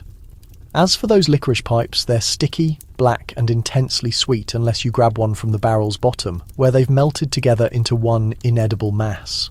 Seasoned with time, dust, and the spirits of treats long gone, kids quickly master the difference between fresh and stale. The finest sweets disappear by late morning. What remains lingers slowly, losing its fight against moisture and time. Some unfortunate children might waste their penny on acid drops so harsh they burn the roof of their mouth, or on Parma violets that taste mainly of soap. The real risk isn't the flavour, but what comes after. Stomach aches, loose teeth, or on particularly unforgettable days, a touch of mild lead poisoning from brilliantly coloured dyes. Street candy isn't just about taste, it's about bartering, sharing, and bragging rights. The boldest children bite straight through a bullseye or crack a jawbreaker in two. The more cautious nibble around the edges, treasuring each speck and hoping for a trace of real flavour before hitting the chalky centre. When you're feeling wealthy, you might splurge on Turkish Delight, which arrives in gummy cubes rolled in questionable powder, sometimes still showing the fingerprints of every kid in the area. Naturally, the snack world in Victorian childhood covers a lot of ground. When coins are scarce and appetite is strong, anything edible works. Roasted chestnuts, when you can locate them, make a winter treat. During summer, a piece of bread with drippings or a bit of cheese will suffice. Wild fruit is always fair game. Apples, when you're fortunate, or those mysterious hedgerow berries nobody can quite name but everyone insists won't hurt you if consumed slowly. Even during these tough times, sweets stay a precious indulgence. Birthdays, holidays, and excellent report cards might deliver a rare handful of bonbons or a prized humbug. For many, the real excitement isn't in eating but in imagining, pressing their noses to the window, trading tales about the most incredible sweet ever tasted, and promising that someday, when they strike it rich, they'll purchase an entire jar. With luck, your penny candy will leave you only with sticky hands and a sugar rush. Without it, you'll remember the lesson in every grain of sand, every odd aftertaste, and every dash to the outhouse. Iron stomachs required. Absolutely. Because in Victorian England, childhood meant survival, one treat at a time. Coming up next, the puzzling realm of preserved foods, where every can is a risk and every jar might contain triumph or a small salty catastrophe. Victorian markets overflow with surprises. Canned goods frequently rust or leak lead, while preserved fruits conceal more insects than vitamins. Every tin reveals a fresh adventure and occasionally a new illness. Enter the Victorian neighbourhood store where progress meets hope and the shelves display tins, jars and bottles promising ease, satisfaction and just a touch of existential danger. For the bustling Londoner, preserved foods represent a modern wonder, a method to savour peaches in January or beef stew without ever encountering a cow. Naturally, what's inside the container remains anyone's guess, and what's missing from the label could stock a medical library. Let's begin with the canned items, the crown jewel of Victorian food science and a dependable source of both nutrition and mild terror. The method sounds simple: seal prepared meat or fruit in a tin, exclude the air, and voila. Food lasting for months, even years. But these aren't the cans you recognise today. Early containers are hefty, handcrafted items, solid, closed with generous amounts of lead. As you rotate your can in the light, you spot a layer of rust forming at the joints and the slight bulge suggesting fermentation is occurring inside, whether you want it or not. Opening a Victorian tin becomes an adventure in itself. No pull tabs or can openers exist, just a sharp blade, a steady grip, and hope that the contents won't spray across the kitchen like a Jackson Pollock painting in gravy. Sometimes the lid pulls back with a pleasing hiss. Sometimes it fights back, finally surrendering to reveal what precisely. Meat cooked to the consistency of sponge floating in a jelly-like pond, or fruit suspended in syrup so dense it could seal tiles.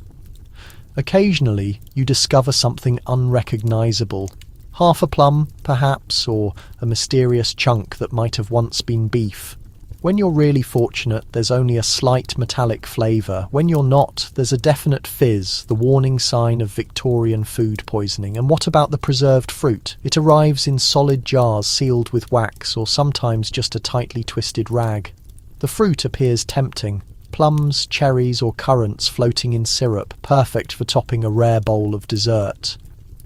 But look a bit closer, and you might notice movement. Fruit flies, weevils, and beetles flourish in the warm, sugary preserves. Victorian cooks did their best to filter the bugs out, but a certain crunchiness was accepted as normal. After all, additional protein never harmed anyone, except maybe the more delicate members of the family. Pickles and relishes, the other champions of the preserved goods aisle, prove just as unpredictable.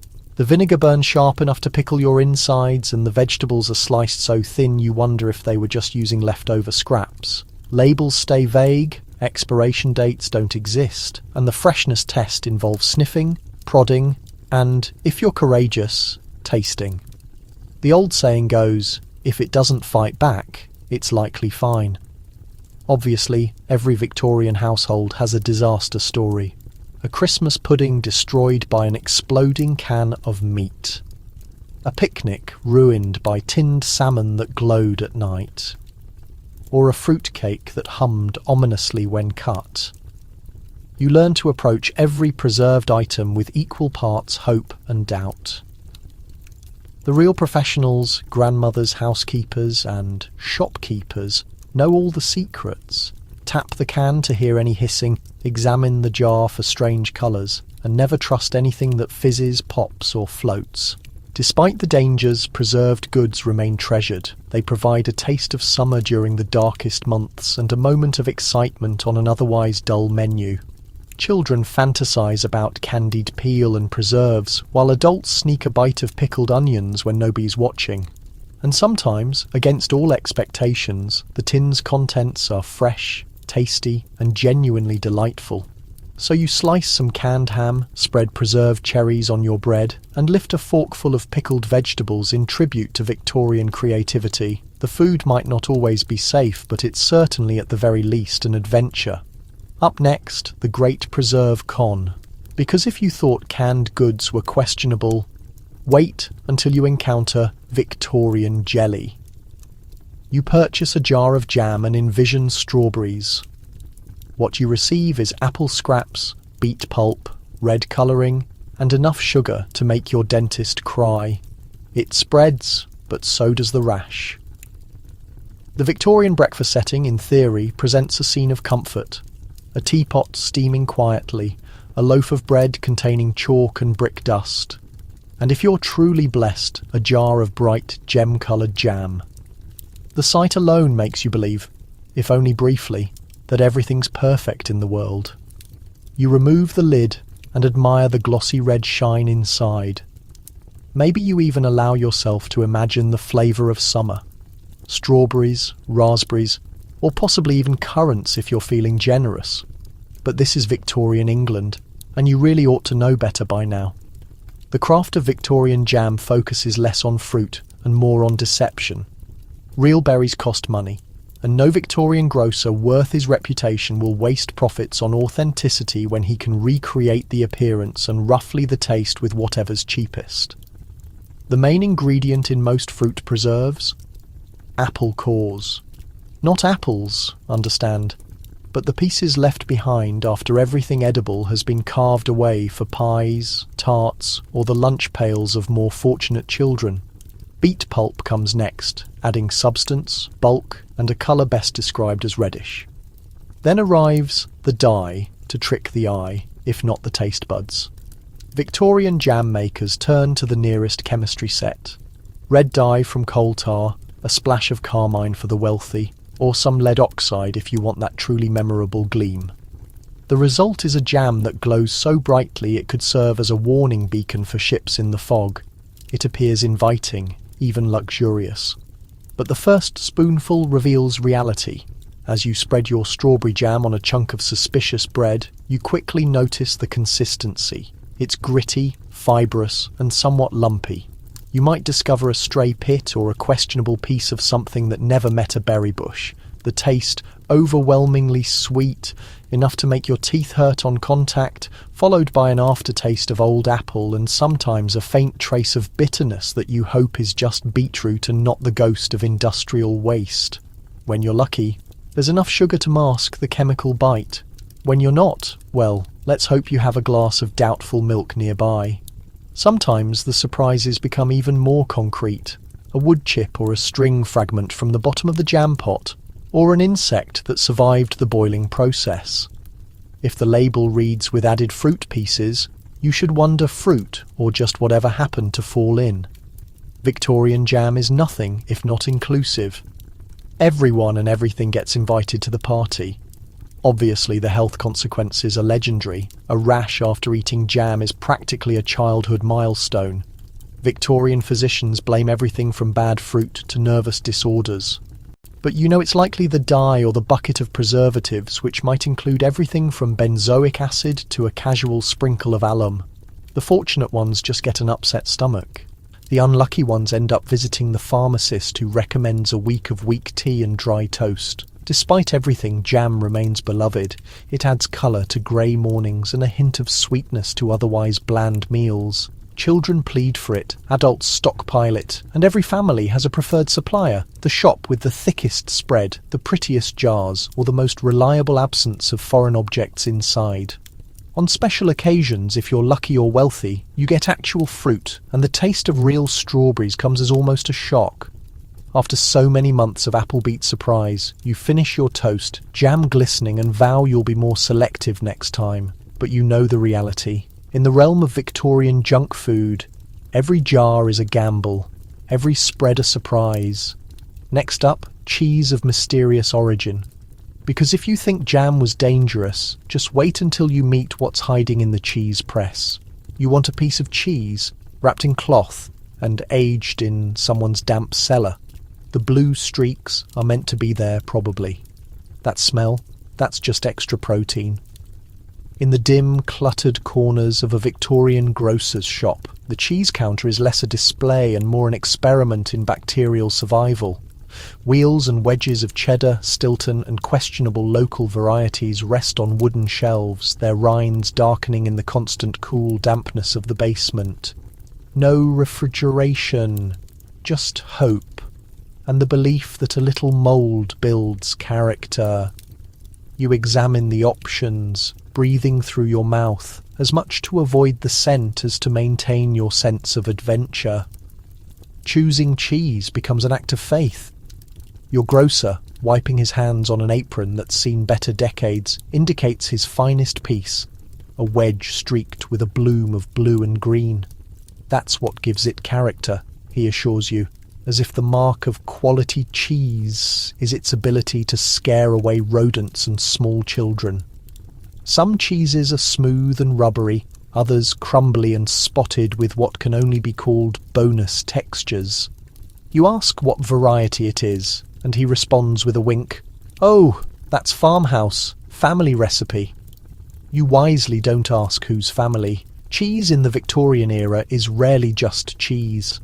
The milk, questionable at best, might have originated from a cow, a goat, or anything available on short notice.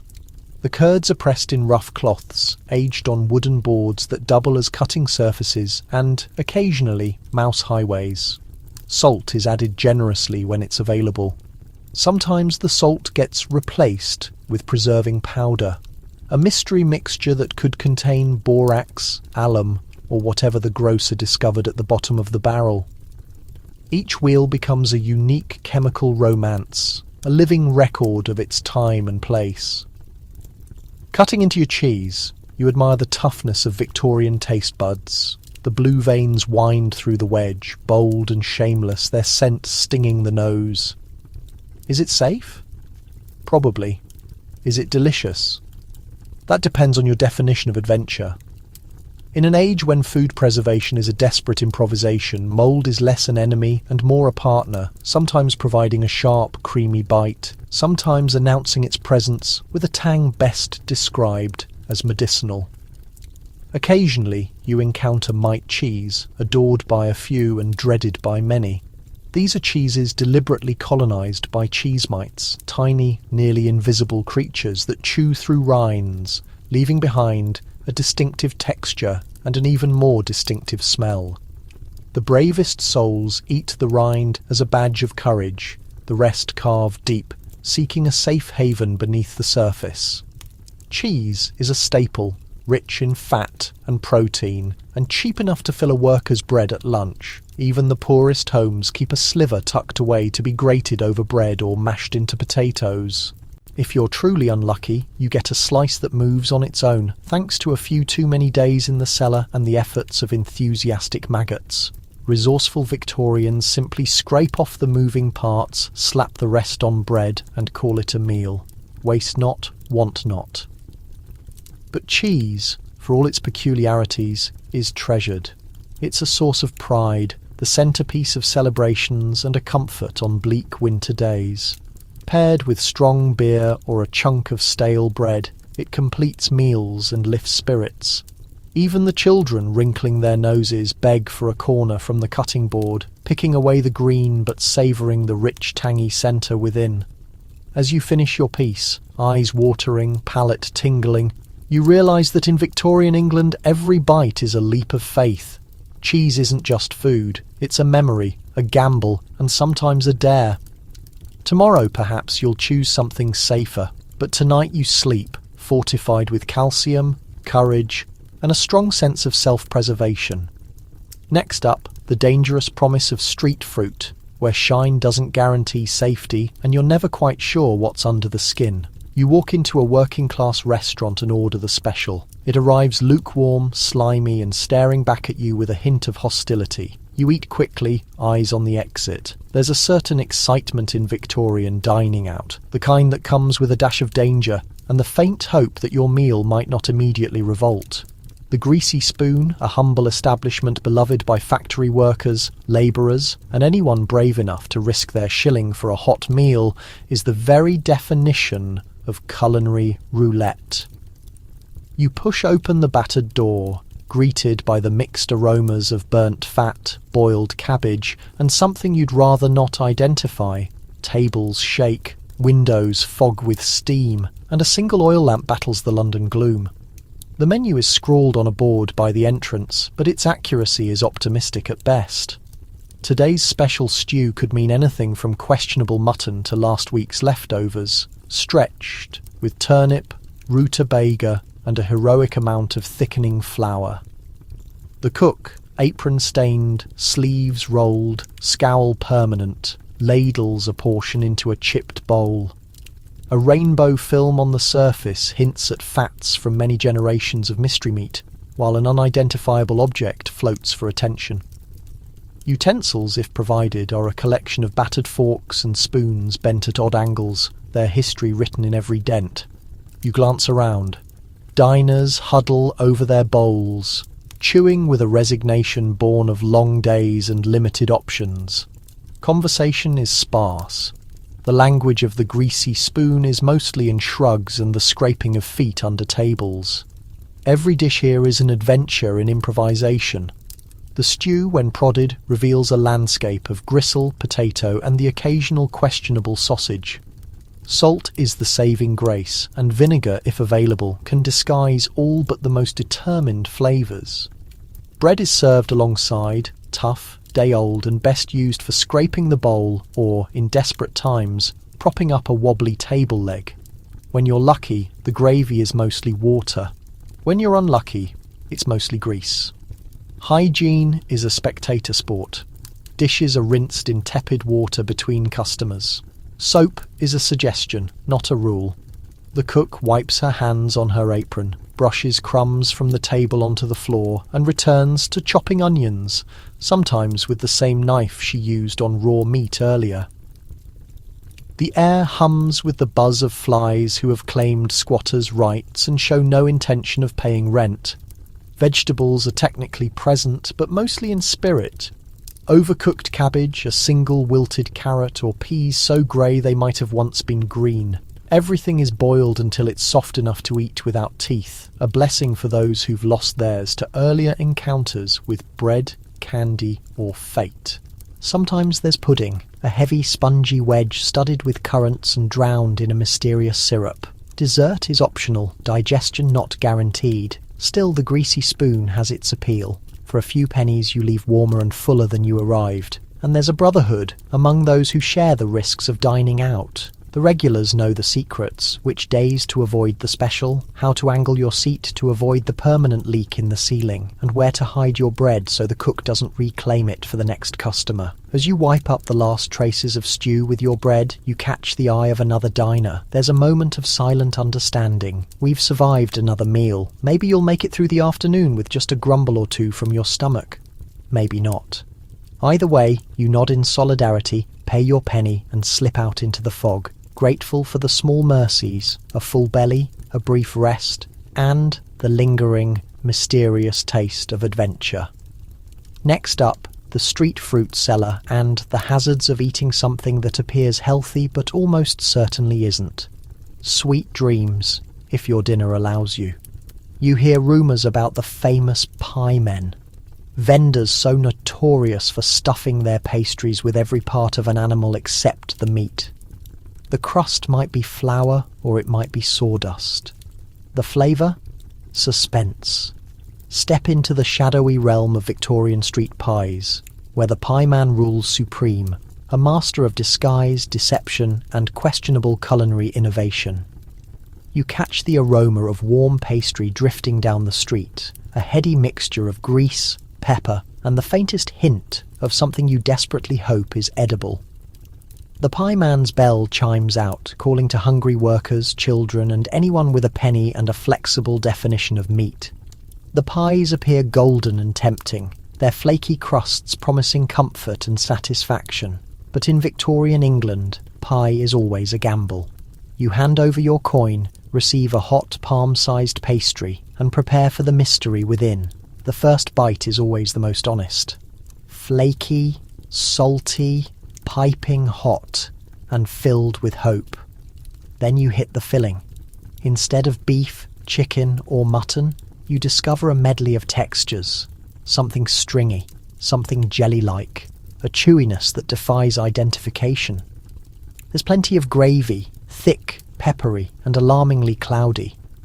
Meat is present technically, though it may have entered the pie as a distant relative of the original animal. Let's discuss ingredients. Pie men were famous for their creativity and frugality. Nothing got wasted. Heads, feet, skin, tendons, and organs all found their way into the grinder.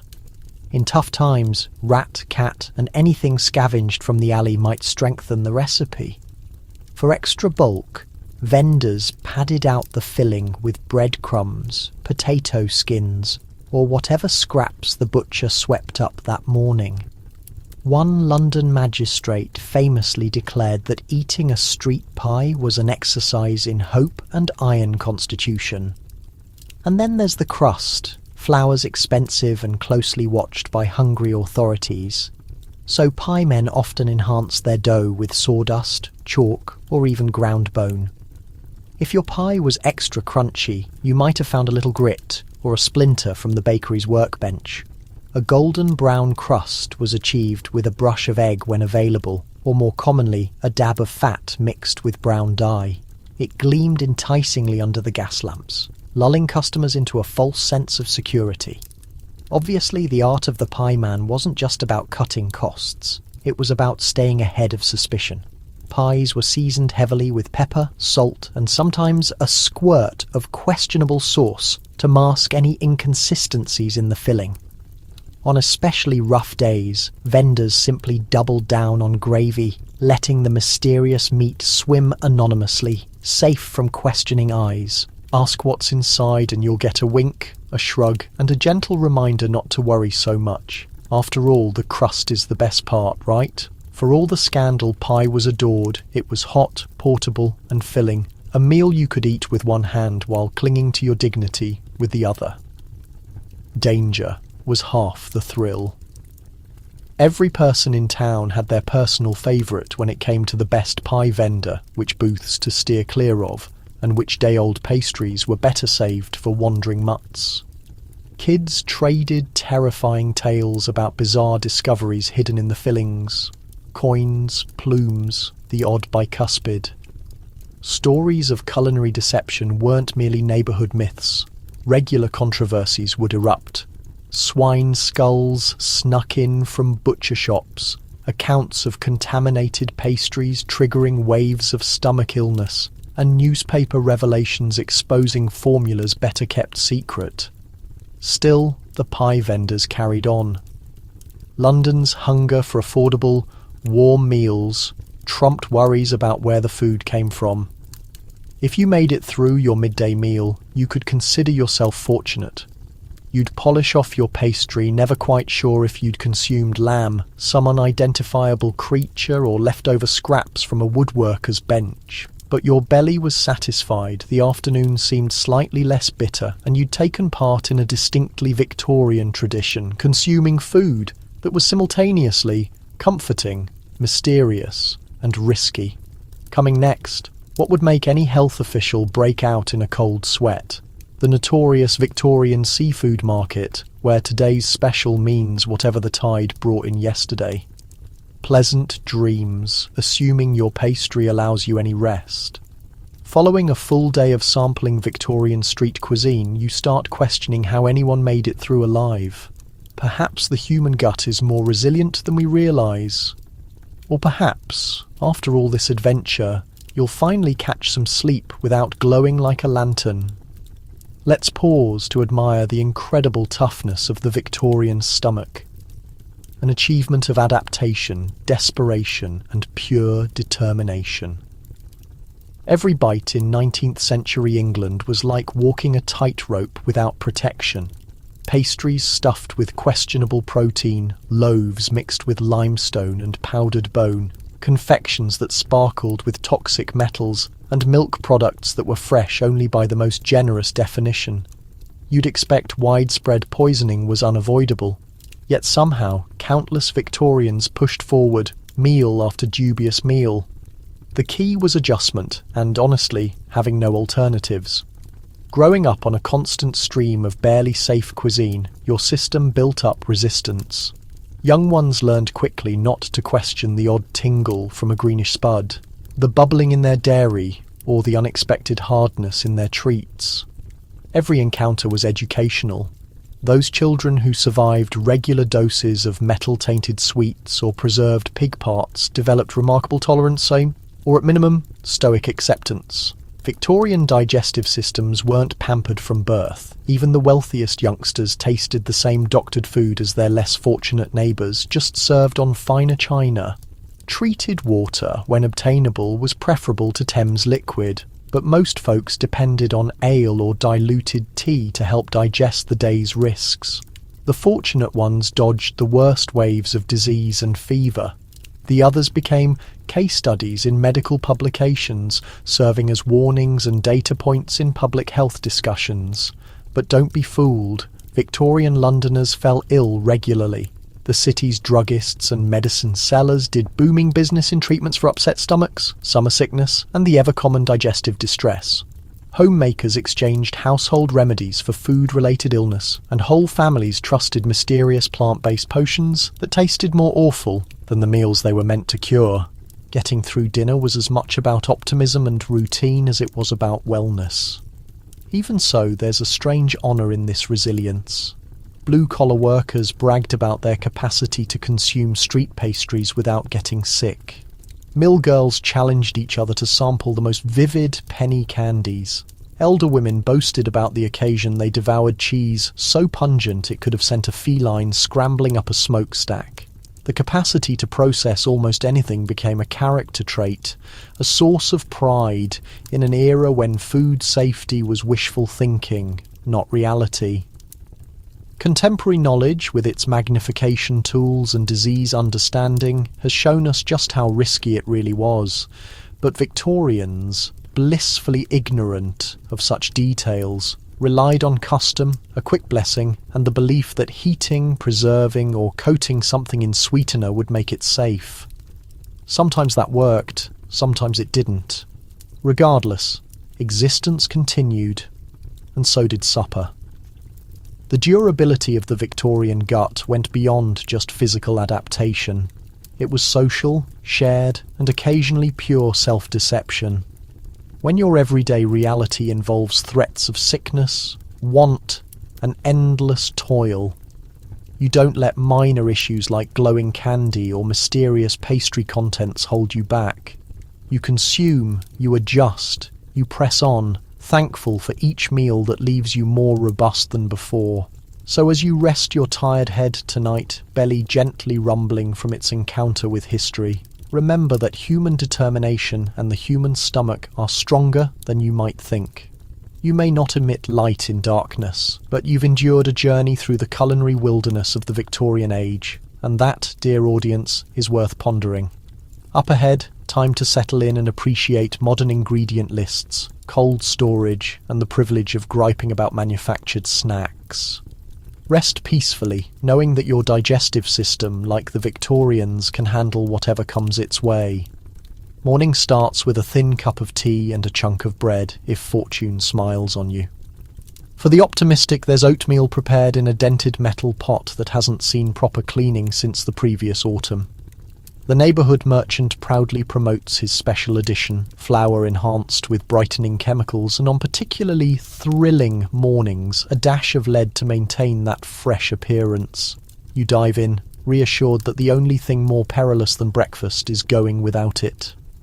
The Victorian dawn is a slow, grey matter, best confronted with the promise, however weak, of something edible. You awaken to a kitchen that's frigid and hazy, embers glowing in the hearth, and your initial thought isn't about what's for the morning meal, but what's made it through the darkness. You examine the bread container hopefully, only to discover a piece of yesterday's loaf, hard as stone and decorated with a questionable coating of powder. That powder, naturally, isn't flour whatsoever, but ground bone, chalk, or the newest in whitening technology. On favourable mornings, the bread is simply stale. On unfortunate mornings, it's a crumbling threat to teeth and digestion equally. If you're particularly famished and bold, there's always porridge. This isn't the smooth, oat-rich bowl of contemporary comfort. Victorian porridge is a lumpy tan mush prepared in a metal container that's witnessed decades of wear and misuse. The container rests on the burner, coated with the remnants of morning meals past, adding a rich aged taste to each spoonful. There could be oats, barley, or whatever grains cost least at market, plus a splash of milk if the dairy delivery hasn't already soured. Sweetening is a treat: syrup, molasses, or perhaps a spoonful of brown sugar. When available, more frequently, you depend on creativity and hope. And what about that tea? The foundation of every Victorian table. It's made with leaves that have likely already served several cups before. If you're economical or simply practical, you dry and reuse the leaves, sometimes adding fresh grass or tinted plant matter for volume. The hue is correct, the flavour is authentic. You drink it weak with a bit of milk to obscure the view and sufficient sugar to make your teeth gritty. If sugar's unavailable, you might find yourself chewing a sugar cube or a plaster substitute sold by clever grocers who understand that luxury is often just make-believe. Occasionally, breakfast includes extras. Cold bacon grease scraped from yesterday's pan bottom, spread thinly across bread. A morsel of cheese, if you're blessed, sliced so fine you could read through it. Not that sunshine ever appears long enough to attempt. On truly special occasions you might have a cooked egg, pickled, rubbery and tinted faintly blue by mysterious brine. The hazards of breakfast aren't only in the ingredients, but in the cookware. Lead-glazed cups, pewter utensils, tin dishes that add a little something extra to your meal with every scrape. If luck's with you, the worst you'll experience is a metallic aftertaste. If not, you'll join the ranks of Victorians for whom stomach trouble was routine. Still, skipping breakfast isn't possible. The day ahead, long shifts in a factory, a store, or outdoors, requires fuel regardless of quality.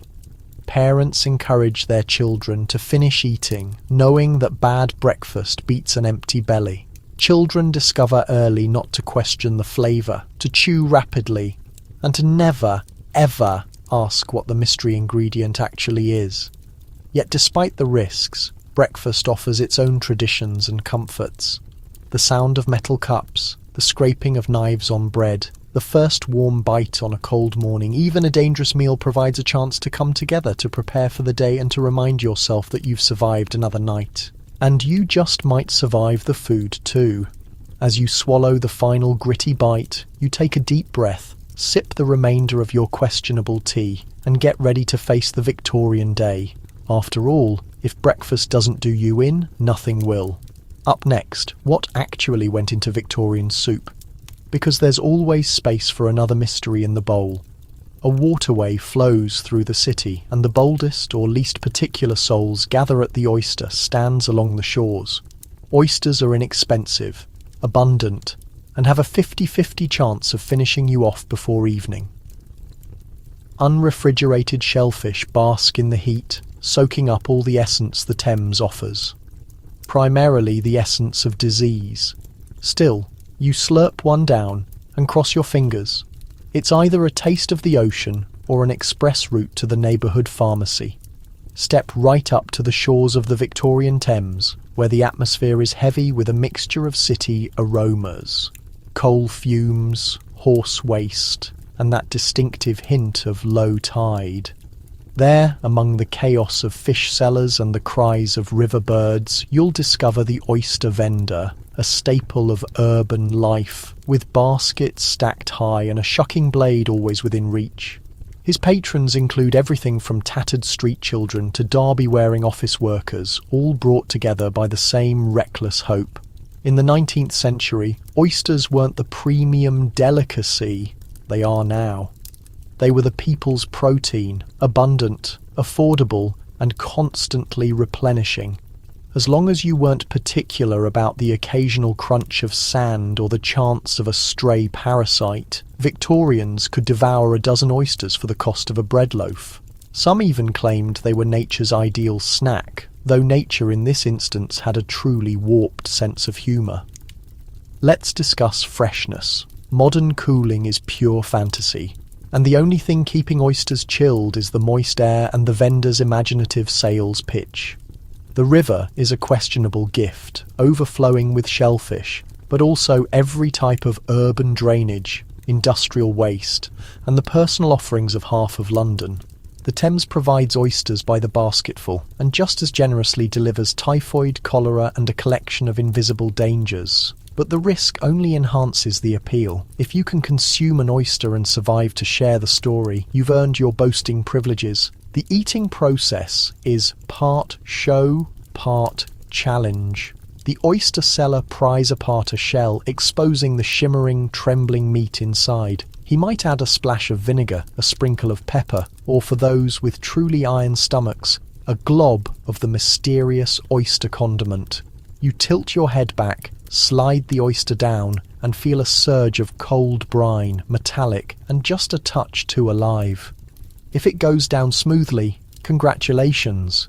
If it resists, you may want to consult the nearest pharmacy about their remedies. But oysters are merely the start. The waterside stall also offers cockles, periwinkles, and mussels, each sold in paper wrappings or by the cup. These shellfish, too, have spent their final moments lounging in the city heat, absorbing whatever London chose to send their way. The consistency ranges from tender to questionably crunchy, the taste a combination of salt water and potential. The most determined snackers follow them with pints of beer, figuring that what the oyster doesn't eliminate, the alcohol will sterilise. Sickness is part of the experience. A bout of digestive distress is dismissed as misfortune, and even a feverish evening is just another tale for the tavern. Physicians warn against shellfish during warm weather, but advisories are largely disregarded. After all, a meal that's this cheap and this thrilling can't be entirely harmful, right? And yet, shellfish are cherished. For the impoverished, they're a rare protein source. For the adventurous, they're a courage test. Victorians congregate at waterside stalls, sharing stories, jokes, and cures. Oysters celebrate birthdays, holidays, and stolen moments of joy on the riverbank. Even those who promise never again after a night of regret find themselves back in line the following week, coin in hand and optimism in heart. You finish your oyster, wipe your lips, and listen to the city's bustle.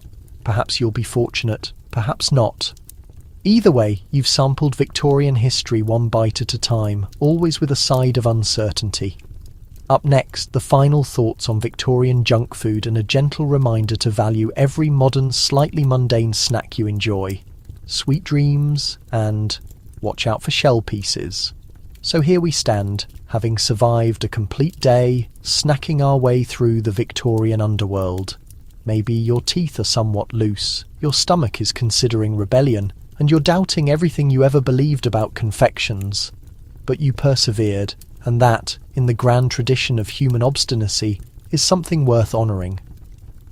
Take a moment lying in your secure, sanitary bed with your purified water and your reassuringly non-toxic snacks. Perhaps send a silent appreciation to the generations before you, those hardy, reckless individuals who looked at a green candy, a crusty pastry, or a glass of bubbling milk, and declared, well, how terrible could it be? These people survived through chance, fortune, and digestive systems hardened by hardship. They're the reason we have food safety regulations, ingredient labels, and the confidence to eat bread without first examining it suspiciously. Remember, history isn't only about monarchs, nobility, or uprisings. It's also about regular people avoiding food poisoning long enough to create afternoon tea. If they could manage arsenic-laced sweets, you can probably handle a challenging week at the office. Life may still be ridiculous, but at least your condiments aren't medicinal and your snacks don't illuminate in darkness. Unless you're consuming them in front of the refrigerator at 2 a.m, in which case, good for you. So tonight, as you slip into slumber, let the madness of Victorian junk food fade away. Find comfort in your comfortable blankets, your modern snacks, and the peaceful knowledge that whatever tomorrow brings, at least you're not washing down chalky bread with formaldehyde milk. You've earned your rest. Good night.